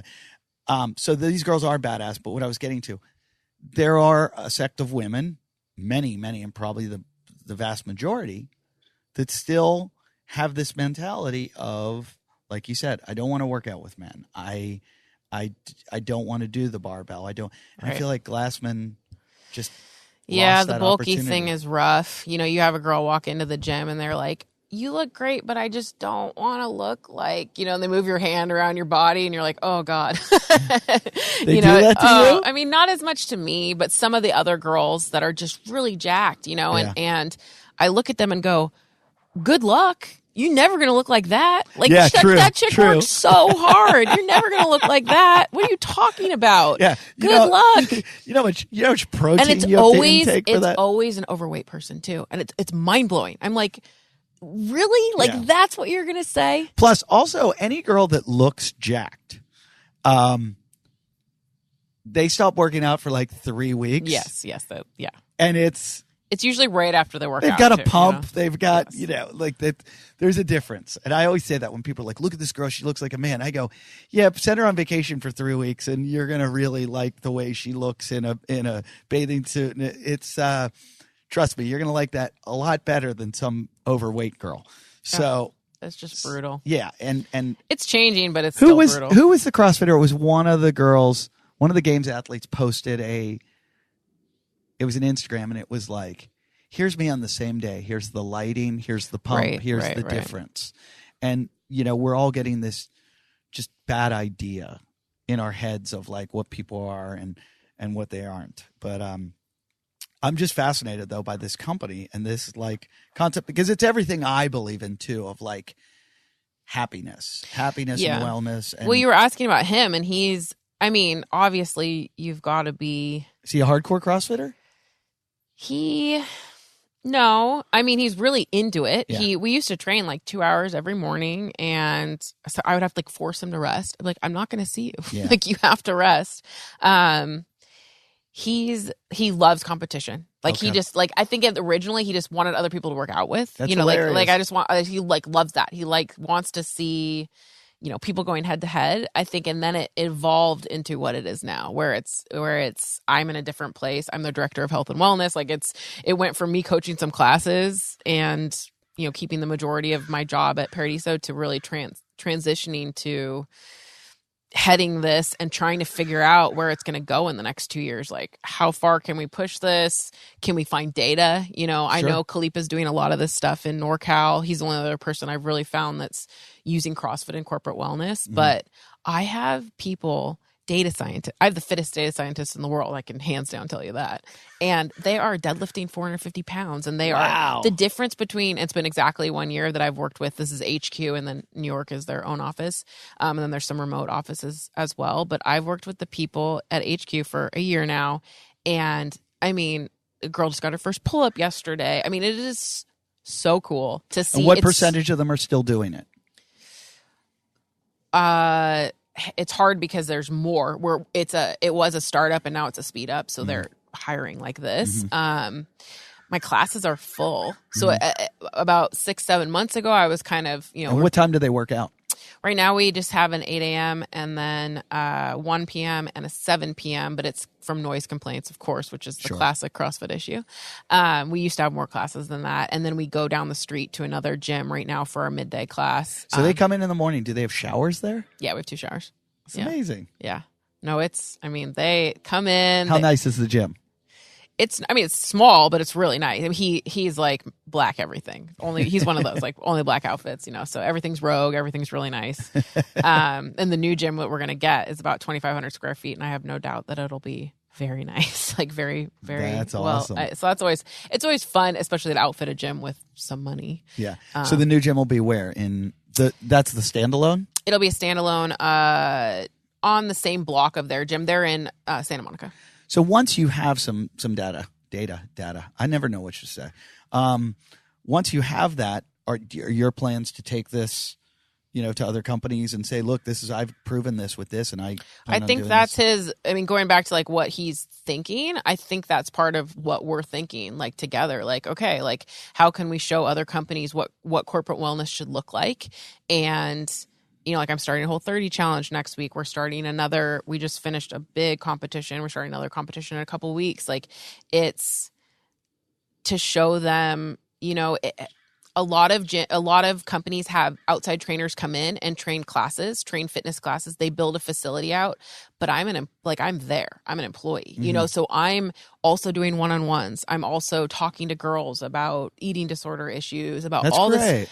So the cool thing is I don't want to say it's a therapist because that's not true because I'm not a therapist, but I'm offering them someone to talk to about working out and food, which are two things we all want to talk about. And there's no one's there. Accessible. They go hire a nutritionist. Like they only have so many options, and then your work day is so long. My wife and I always talk about that, about the lack of education that people have towards food. And, anytime any friend of mine starts to take care of themselves, I get 50,000 texts a day. Should I eat this? Yes, I'll take a picture of this. What about this? And I'm like, hey, this isn't my job. But I end up doing it for them all.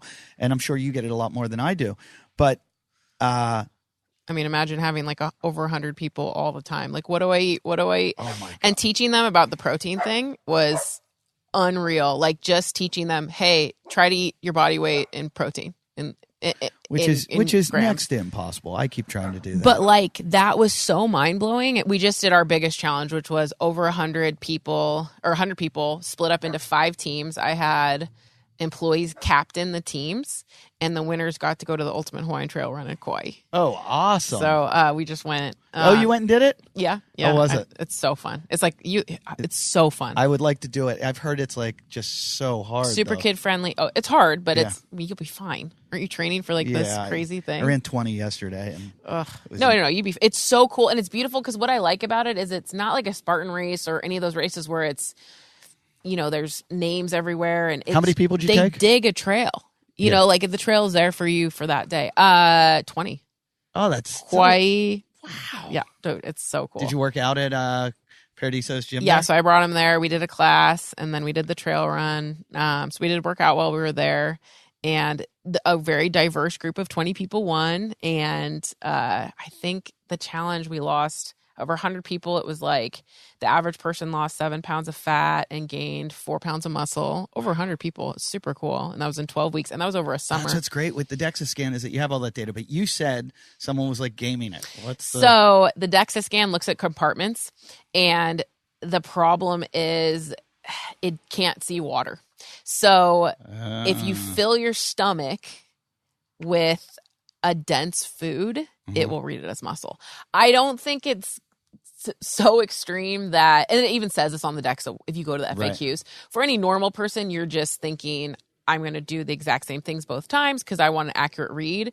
In a competition, it's a little skewed. How did these, and I guess these are nerds and you that have, were able yes, to Google and you have people that out. are like, how can I, yes, yeah, what yes, can yes, I do? Yes. And their leader was hardcore crazy. So he like, every day meetings, he went to one of the girls' houses and cleaned out all her food so she wouldn't eat, bad food, taught her about that, had them drink a bunch of, or eat a bunch of salt before the the last weigh-in because it helps you retain water. So I go to, did you go to Body Scan and do it? Yeah, we get the trucks to come. Yeah, they're great. I've had an episode where I went there and they did it. I was so surprised at how fat I was. But I'm going back to do a VO2 test. Yeah, I haven't done that just yet. because they think it's going to be hilarious. They asked me. They said, why don't you come back and we'll put you through a VO2 test and it's going to be really funny. I'm like, why do people like to see me hurt? So people enjoy when I'm in pain, and they're like, "Yeah, come on, it'll be funny watching you do a VO2." And I'm like, "I know I have a low one. Why do you want to?" Well, no, it's more they put you on a treadmill all the way up, and they're just run as fast as you can with a mask on. But I think the basal metabolic rate is a good test too Yes. to run. And just if you can have all these data points, it's great. I see you're wearing a Whoop, Oh, which yeah. I wear my Whoop all the time, and I don't have it Addicted. now because I actually broke mine. I smashed it, and I called them. I got to get another one. How are you living? I mean, like, when I forgot my charger when I went to Rhode Island, yep. and I made a friend mail me one. It gets frustrating if you forget to charge it. The charger lasts like 5 days, and you can charge it while you sleep. But I forgot to charge it once, and so I lost all that data. And you're so sad. The next morning, you're like, I don't know. Am How can recovered? how can I compile this? How can I figure this out? Because I do when I'm doing all this running, I'm doing it very scientifically so that I do it without her. I want to know how many calories I need and when I need them, and also what my heart rate is so I don't bonk. I figure if I can do that, it's all, muscular adaptation, and just because I'm worried about my joint, everything. You know, I don't want stress fractures. It's a long way. I know. We are, our Paradise people did it. Yeah, they've been helping me. I've been talking to them all for advice. And so Whoop, my mother is 84 years old, and she has pulmonary fibrosis. She's on she uses a BiPAP when she sleeps at night. My sisters were like, this, and her pulse. I'm like, we should just put a Whoop on her, and we can monitor how her sleep, because her BiPAP monitors her sleep. I go, we can monitor her sleep and know like her deep sleep. We can know her. I sound like I'm doing an ad for Whoop, and I could do it. They are a long sponsor of the show, but I do believe in this. Rogan and all my buddies that are doing Sober October, Ari Shafir and Tom Segura and Bert Kreischer are all wearing a Whoop this month, and they're having a contest. But things like, my sister left work today to go to my mom's house because she said mom has. They were worried her pulse is low. Her woman that's with her, and I was like, well, was it low? No, it was fine. I was like, well, if you have access to her data, you could just check it remotely and be like, no, mom's pulse is at 60. Just be in a Whoop gang. Yeah. I'm in a Whoop. I spy on we have a video ramp Whoop gang, and I just spy on them all the time. Yeah, I'm like, why are we not doing this with my mother? Like, somebody got wasted last night. Red recovery. It's funny. My wife just came in. I can hear her. And my wife was just pregnant, had a baby, and she's, trying to get back to her normal weight and everything, and she's doing all these things, and I really, really regret not putting a Whoop on her when she was pregnant. Yeah, to see how, like, the caloric expenditure, all that data, to watch how hard it is to be pregnant. Because I heard on another podcast they said they did a test of like ultra marathoners, guys that run like a marathon a day for 30 days, and the only thing comparable was being pregnant. Oh my god! And so to see that data and go, it wouldn't, like, when women complain, men could go, and I'm not like this male feminist by any means, but I would be like, oh fuck, I gotta lay off, like she said. And now, with how little sleep she gets with breastfeeding and everything, it'd be nice for the husband to go, I should shut the fuck up now. Yeah. Like, I have the data right here. Her HRV is 2. I have to leave her alone. She slept 4 hours. Yeah. Maybe I should just go in the garage and shut up, or do whatever, or, take the kids for a while so she can go have a nap. And I think that's really important, because my friend said it to me. He goes, you're having kids? He goes, just wait till the fights begin about workload, about who's doing more. And the arguments, I did this. Well, I did that. Right. And then you have the data and you're like, no, technically. You're green. You're fine. You deal with it. You take the kids. You slept 9 hours. No. Yeah. Yeah. So a buddy of mine, Dustin Fierro, just messaged me yesterday. He's like, is the Whoop worth it? I'm like, fuck yeah. Yeah. Oh, man. Yeah. I don't think my tan is so bad. From the Whoop? Look at this. Oh, you have the new strap. Is that the new strap? Yeah. The 3.0? Yeah. This new strap's so good, but the tan line, my friend Lauren took hers off because she didn't want to get a tan line. I was like, well, if you never take it off, you'll never see the tan line. What are you averaging your sleep?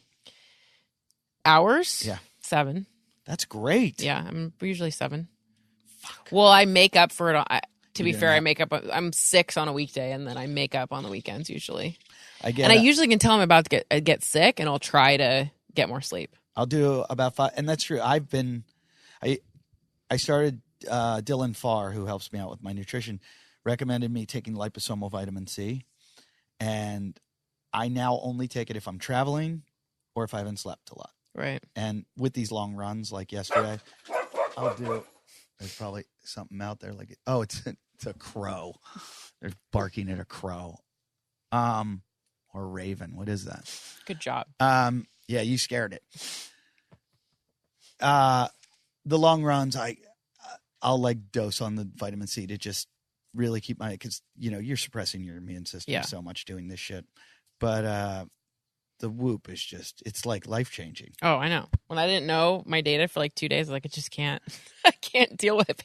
I paid my friend to like overnight because the battery takes so long to ship. I was like, just overnight to me. I just have to know. Because there are days where I would have worked out, and it goes, don't do it. It's going to be detrimental to your And health. It's known I was getting sick a few times. I got really sick over Christmas, and I read recovery like 3 days in a row and still drank at the family party or whatever. I was like, I shouldn't have done that. But I knew, and now if it's red, I am like, see ya. I don't want to get sick at all. And I take extra supplements, drink more water. Yeah. Okay. I'm going into my room. I'm not coming out if for I'm 11 yellow hours. like 7 days in a row, I'm like, oh, I got to be careful. I know I'm going to get sick. So I love it. And they're not my sponsor. They are my sponsor, but so I'm the fair. But I will be once they stop paying me, I'll be using them for the rest of my life probably. I've got a few people that have sponsored me like that. There was a company that did a commercial on here just once. I think one ad they ran. It was called Exoskin, and they sent me all their products. And because I'm doing all this running now, I kind of like chuckled when they sent them to me because I'm like, this isn't for me, right? And then I got into this whole, I'm going to do this ultra, and I've been wearing their shit, and I'm like, come back, I need more of your product. It's so good. They have the finger socks, like the toe socks that go over every toe. 20 miles, no blisters. You just won't get a blister in toe socks. And the guy talked to me for like an hour on the phone about their products and why they're better than like Nike or any of the competitors. And he's like, look, those guys all really want to make lots of money. We're kind of boutique, and we're about making the best fucking product there is. Right. And he's like, you don't even have to wash this stuff because you're going to wash all the dry fit stuff out of it, the stuff that makes it. So it was just amazing stuff. And I've been wearing it every single day. And I'm like, it has to be ready. And if I don't have it, it's the same thing as like you with the Whoop. I'm like, I don't have my Exoskin toe socks. I wear the compression shorts. I wear their shirt. Because the last thing I want to do is be out there and be like bleeding under my arm because I've chafed. Oh, yeah. And just knowing that that's going to be the thing that for 6 hours, I was like, I was in complete misery because my armpit was bleeding, or like everything down to, I guess, when you are doing something like that, you get into like, I wear these Aftershocks headphones that. Well, at 20 miles, everything matters. Like every little thing is going to bother you if it's off. I know. And it's funny, we've got Tommy Hackenbrook's coming. And I said, we're doing this. Hunter's doing it too. And Tommy goes, I'm wearing short shorts and no shirt. And he was just joking. He goes, and I'm not eating the whole way. Like, he was like, I've got a whole bunch of guys that have just jumped in. Dusty Wonderlick, who's climbed 5 of the 7 summits, is like, yeah, I think I'm coming with you. And he runs CrossFit 708, I believe it is. Whenever it's an area code, it's a tough one. It's out of Reno, though. It's the San Diego one, but it's in Reno. Hunter's coming. He's going to ruin it for everyone. Yeah. He's just going to make it. You going to stay together? Well, that's the thing. He's going to be annoying. He's going to yell at me to go faster. And then my ego is going to make me go fast. And then at 35 miles, I'm going to be crying, and he's going to be like, fine. You're pathetic. You blah, blah, blah. And I'm like, I didn't want to go this fast. Who else is coming? We had a guy come out. I had a guy come out yesterday for. I'll come run a mile. I want people to do that. Like, like that's. I come like pace that. us. Yeah, when people come out and they're like, "Oh, I'll run 5 miles with you," so you're not bored. Well, we're gonna do probably the guys from Paradiso that did it. they had like 7 pit stops. Yep. We're going to have like 4. Yeah. So it's 15 miles pretty much between each one.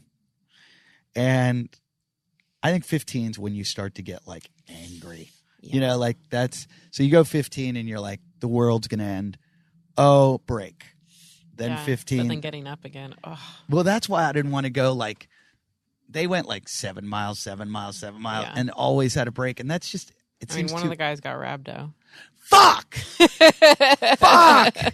These are my 2 biggest fears: Yeah. rhabdo and And he made it like what stress is it? fractures. How far is it? 60? 68. He made it like 50. You know what I mean? Like he made it almost to the end. And I do believe all those guys, it's going to sound weird, are in better shape for it than I am because they all did CrossFit. I haven't been CrossFitting at all. Yeah. I think CrossFit's better training for this. I'm running, and I'm out there running every day. Like I'll do 5 to 10 miles a day, and then on the weekend I do like a 20 miler, and I'm going to keep up to like 35 miles and then stop. Whereas Hunter was like, you need to do a combination. Right. He's like, you need more squats. You need like split squats, and he's like, and so the guy that got rhabdo was he a good CrossFitter? No. That's why I don't think any CrossFitter would get rhabdo. Yeah. No. Like any good CrossFitter. He's also like, he was super tall, like just really tall and lanky. I don't know if that has anything to do with it. I think that would help it. I would too. I think it was a freak thing. Really? Yeah. It's crazy to get rhabdo in your legs. I've never heard of that. No, I know. That's when he said that. I was like, you got rhabdo in your legs? But here's the thing. Your legs start, every step feels like a squat. Oh, yeah. No.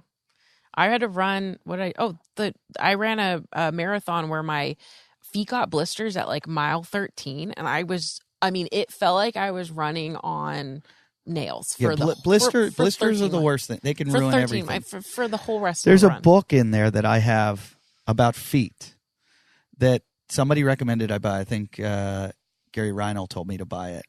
And it's like a best-selling book, and it's all about how to keep your feet healthy.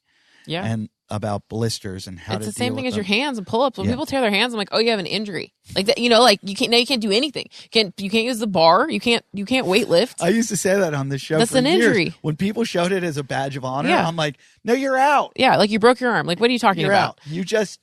You might still be able to compete, but not at the same level. No. Like you are going to. No. And but back to the rhabdo in his legs. He's fine now. This is my fear: is that you are just. It's so. I remember. Were you one of the ones that used to do the 1/4 mile walking lunge every day? Oh, the big booty club. Yeah, we did. So how many days did you guys do that for? I think they did every week, once a week. Once a week for how long? I didn't always do it, but it was once a week for like a year. I mean, Okay. they were like into it. So if you've never done a 1/4 mile walking lunge, Plate overhead. oh, you did it with a plate overhead too? Yeah. Okay, I didn't remember that. Jesus Christ. I remember, well, I have done the 1/4 mile walking lunge like back in the day when it would be on CrossFit main site. Yep. And I would just go do it on the Venice boardwalk at night.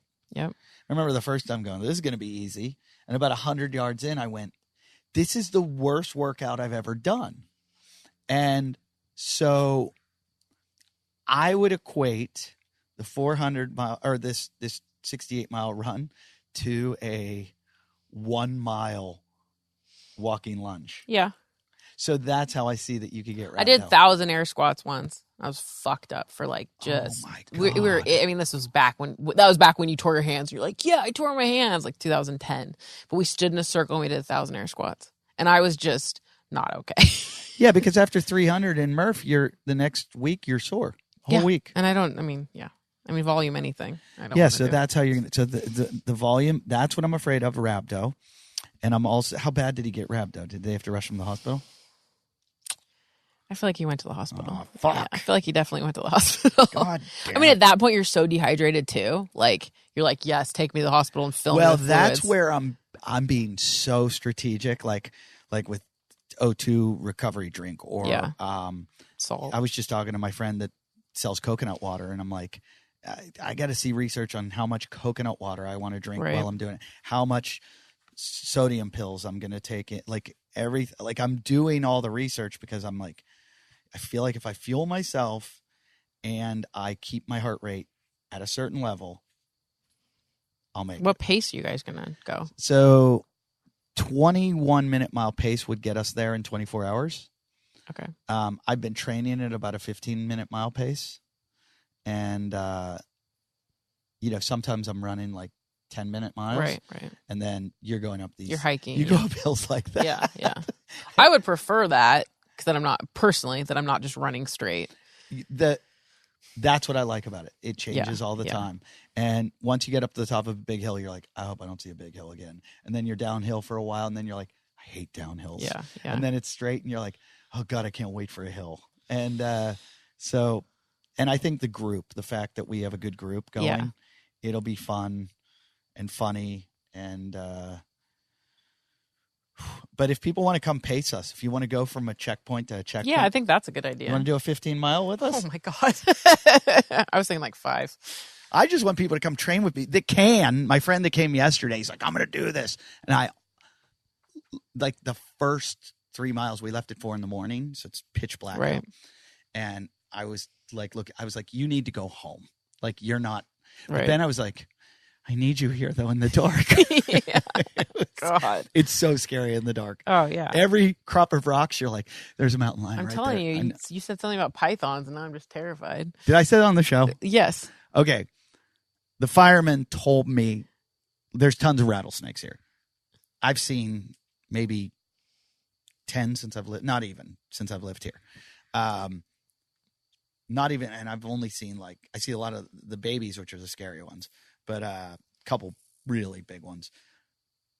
But the firemen catch them all the time. People will call and be like, hey, there's a snake on my deck.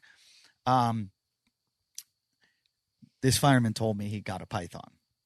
And I'm like, we don't have pythons. And he's like, yeah, you do. I'm like, no, we don't. And so what I think is somebody had one. For sure. And they let it out of their house. Yes. We had a. Oh, I don't really want this snake anymore. Yeah. Yeah. Goodbye. Or I'm not allowed to have this exotic animal. Enjoy wilderness. I don't think you can have pythons in California. I think it's illegal. Because you can't buy a python handbag. Oh, really? I used to work in designer handbags at Nordstrom, so. I did not. You're not allowed to have a python handbag. Yeah, so I'd have to buy them from Vegas and ship them to the customer. Oh my God, those people still want them. Oh, We had yesterday, all weekend, we had a chameleon here. My daughter went to school and said they have 2 chameleons at school that they play with all the time. And I go in Thursday to pick her up, and they're like, hey, so that's really nice of you that you're going to take the chameleon home for the weekend. Oh, my. And I go, huh? They're like, yeah, Izzy said you were going to, because the owner of the school was going away for the weekend. And she goes, that's so nice of you. And I was like, oh. I get in the car with my 4-year-old. I'm like, what are you thinking? What are you doing? And she goes, I wanted to make trouble. So we brought the chameleon out. Sure enough, it got out. My wife and I are screaming at each other trying to get the chameleon back in. Hey, Izzy, whose idea was it to bring the chameleon home? Was it funny? Yeah. Was it funny when it got out of the cage? I don't think it was very funny. And who put it back in the cage? Mommy. Right. Mommy put it back in. But you brought it home and then... Okay, get off the microphone. All right. Listen, you've ruined one show. That's all you get. No, I don't. She ruined the Hunter McIntyre episode. And there's a lot of people that their eardrums still haven't healed from you screaming into the microphone. So it's not very nice. No. No. Don't do it again. Hey, Lauren, can you come get your terrorist? No, never. I want Dada. Izzy. Daddy. No. Bye-bye. No. No.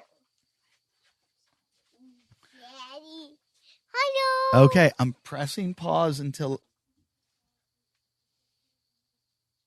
All right, we got rid of the terrorist. She's She's back.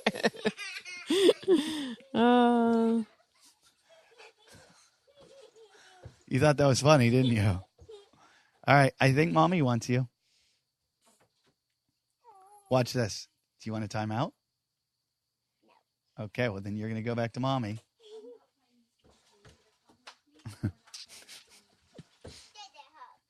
All right. I'll give you a hug. Then you got to go. That's it. Okay. Goodbye. And hello.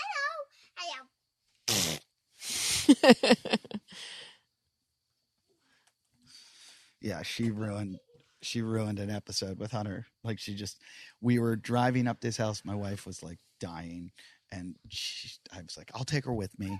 I'll put headphones on her, and I'll put headphones on her, and then she can watch a show, and we'll do the show.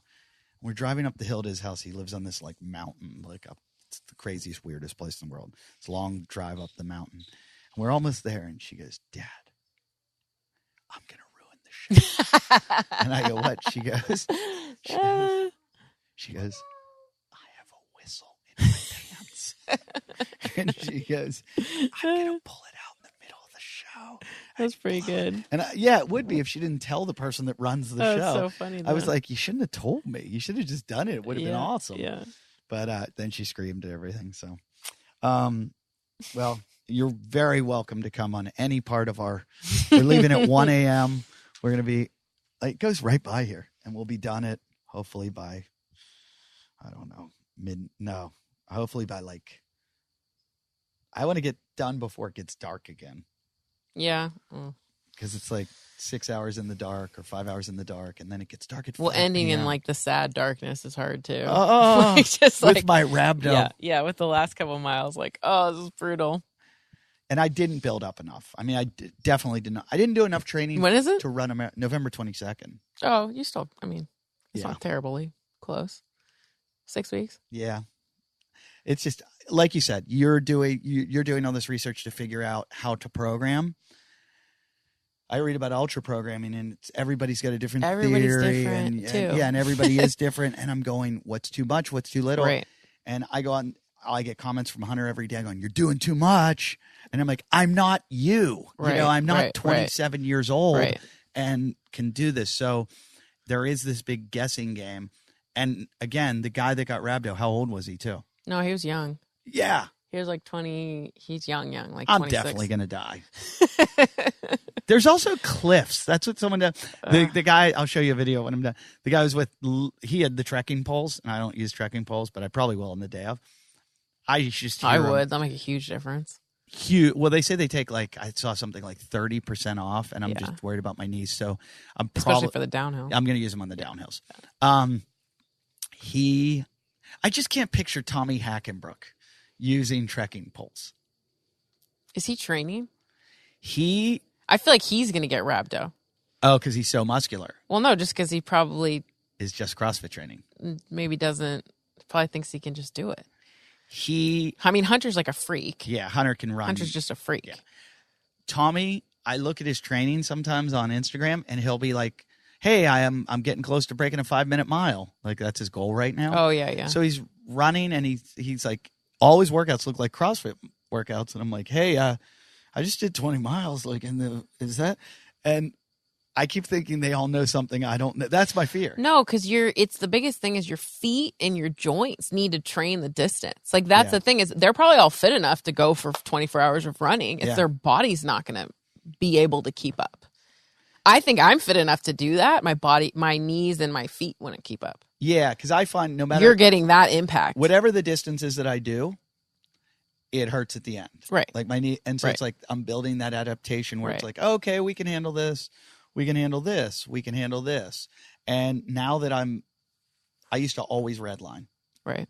And you probably remember I was like, when I did CrossFit first round, I'd be like, I'm killing everybody. And then round 3, I'd be like lying on the ground going, I can't get up.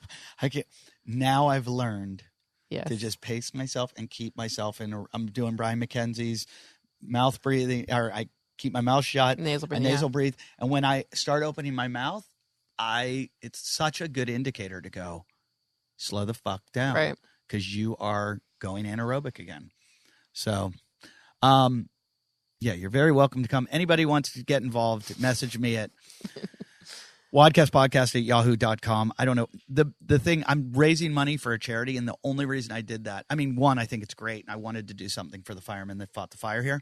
But two, I think if people give money, it then is their way of like fucking me. Yeah, no, you have to finish. Yeah, because I could have backed out before. Right. Now, as people are starting to donate money, there's no backing out. Yeah. And so every time I see a donation, I'm like, God damn it, I got to do this. A little extra pressure.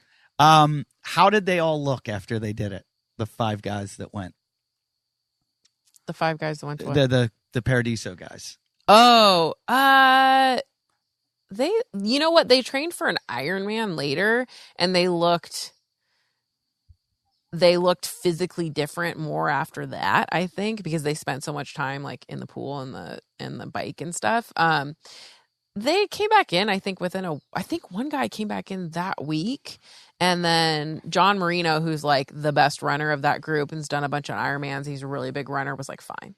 Like, I think he was just fine right away. Ugh. But he's like a freak with running. Yeah. Casey's the one I've been talking to. Yeah. And Loved I think he's in Casey. Australia right now. So He was the best member of that group. He left. Oh, That's really? what we all joke. We're like, oh, the best guy left. They sound like a scary group, though, that just goes, hey, let's go run 68 miles. I think they were drunk at a bar and they're like, let's do this. And then they started training and then it just was a thing. I think Scott McGee was the first one to say it. He was like, let's do something stupid. And I might have said, I've always wanted to go over the backbone. And then Hunter did it in 2 days.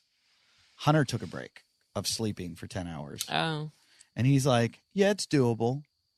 And I'm like, okay, then me, the least likely to do it guy, will do it. So it's terrible.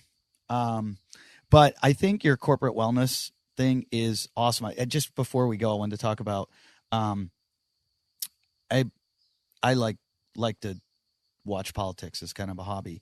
And I've heard a lot of people talk about healthcare that are in the know. And they say that the Democrats are arguing over the different kinds of socialized medicine or Medicare for all or whatever it is. And this is people that are liberals saying it, that it's kind of a bullshit thing that they're all presenting because it's not possible. Right. And I'm not a conservative or a liberal. I'm as independent as you can get. They're saying we have such an obese country right now that if we were to have Medicare for all, it would completely bankrupt our system. Like completely, because we are so sick right now.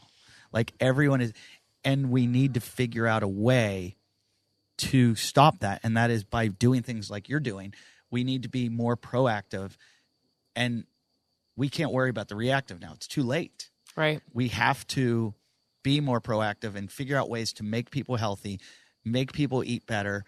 And you see it, vending machines. I never used to see a healthy thing in a vending machine. Right. And now I see a row, like at least there's a row. And I'm going into 7-Elevens and now there's an aisle that you can get nuts and protein bars and stuff like that. And there's a column of waters, Right. People are drinking more and more, LaCroix and all that stuff. And that's great. And that's the public demanding it. But the fact that companies like your company is saying we're going to be out and we're going to be ahead of that, and then you can set a trend that other people go, look what they did. And if anything, it made their members happier and it made their employees happier, which a happier employee is, he can probably look at it, and that's Right. the data that when you work with them, that they're probably more efficient at work. Yeah, I mean, there is no way they're not. I think like he'll come in and there will be crap in the because we obviously supply snacks and that kind of stuff in the office. It's it's a miniature like Google, when you go in, they have the cafeteria, and to take he's like, I don't have to supply this. Like, I don't have to supply you guys crap. Someone will complain like, oh, I really like the cookies, and it's like, okay, well, I'm glad you really like them. Buy them for yourself. I'm not going to supply that for you. That's a good point. And I think a lot of more companies need to do that. We have water machines. We have sparkling water. We give coffee. We have Epic bars. We have like healthy snacks, and it's. You like Epic? I think they're too mushy. Oh God, but whatever. It's better than I agree. cookies.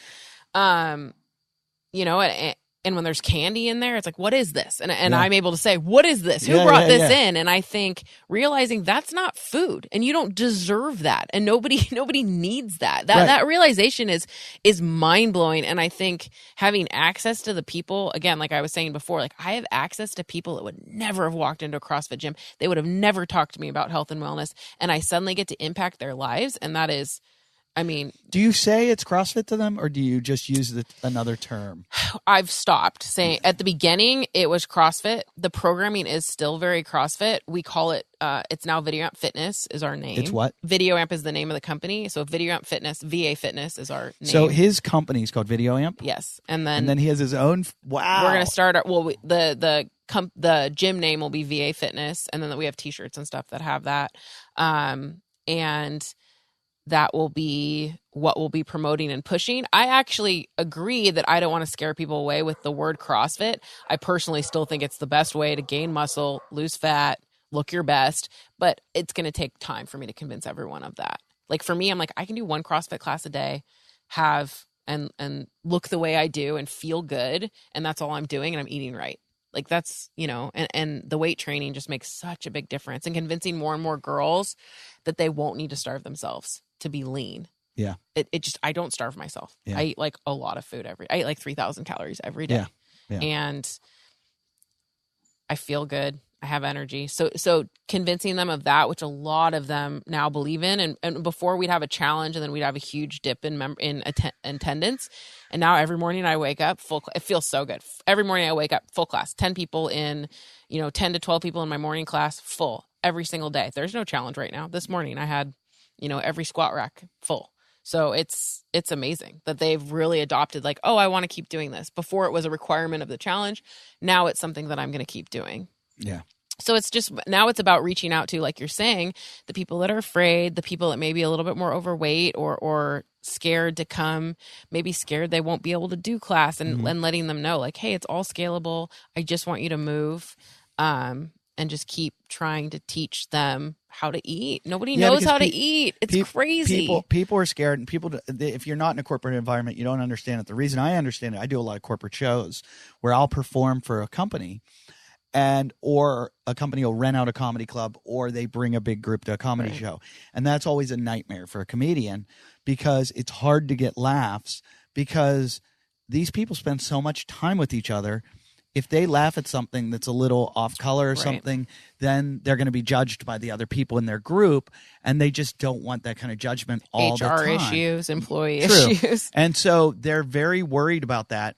And so I can see that being like, wait, I'm going to go work out next to her who I already have to deal with her shit every day of her feeling like and so I could see that being, but I could also see it becoming, like it sounds like in your company too, it's almost become their kind of badge of honor. Like and I think some people that maybe didn't like each other now because they work out next to each other. Yeah. Like it's like, oh, we suffered together. You have that shared bond. There's people at the gym all the time that I'll do class with that I might not have known or might not have liked, and then we kind of have that high five moment. You're like, oh, all right, you're pretty cool. You just have that ending feeling of we suffered together. It just sounds like an awesome concept, and I'd love to see.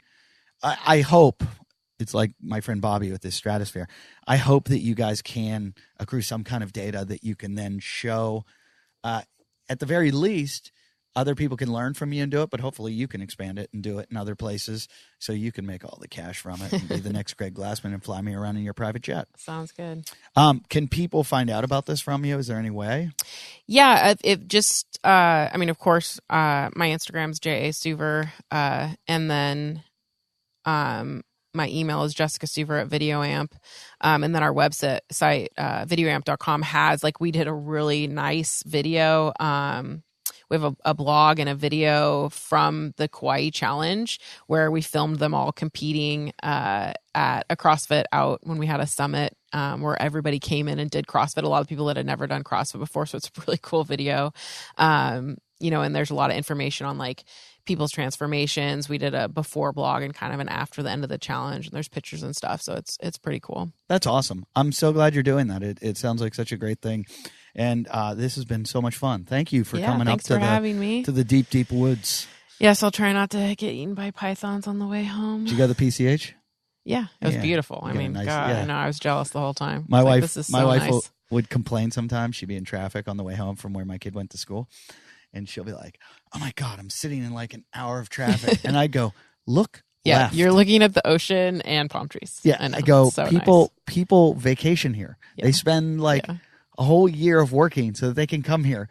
You live in this. Don't you ever complain Yeah. ever. nice. Yeah, no, it was a beautiful drive. Well, thanks a lot. I appreciate it. Thank you. All right.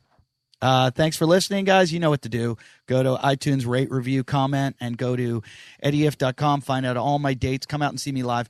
Don't even bother donating to my Patreon. Go to, I don't need the money. You know who needs it? The National Fallen Firefighters Foundation.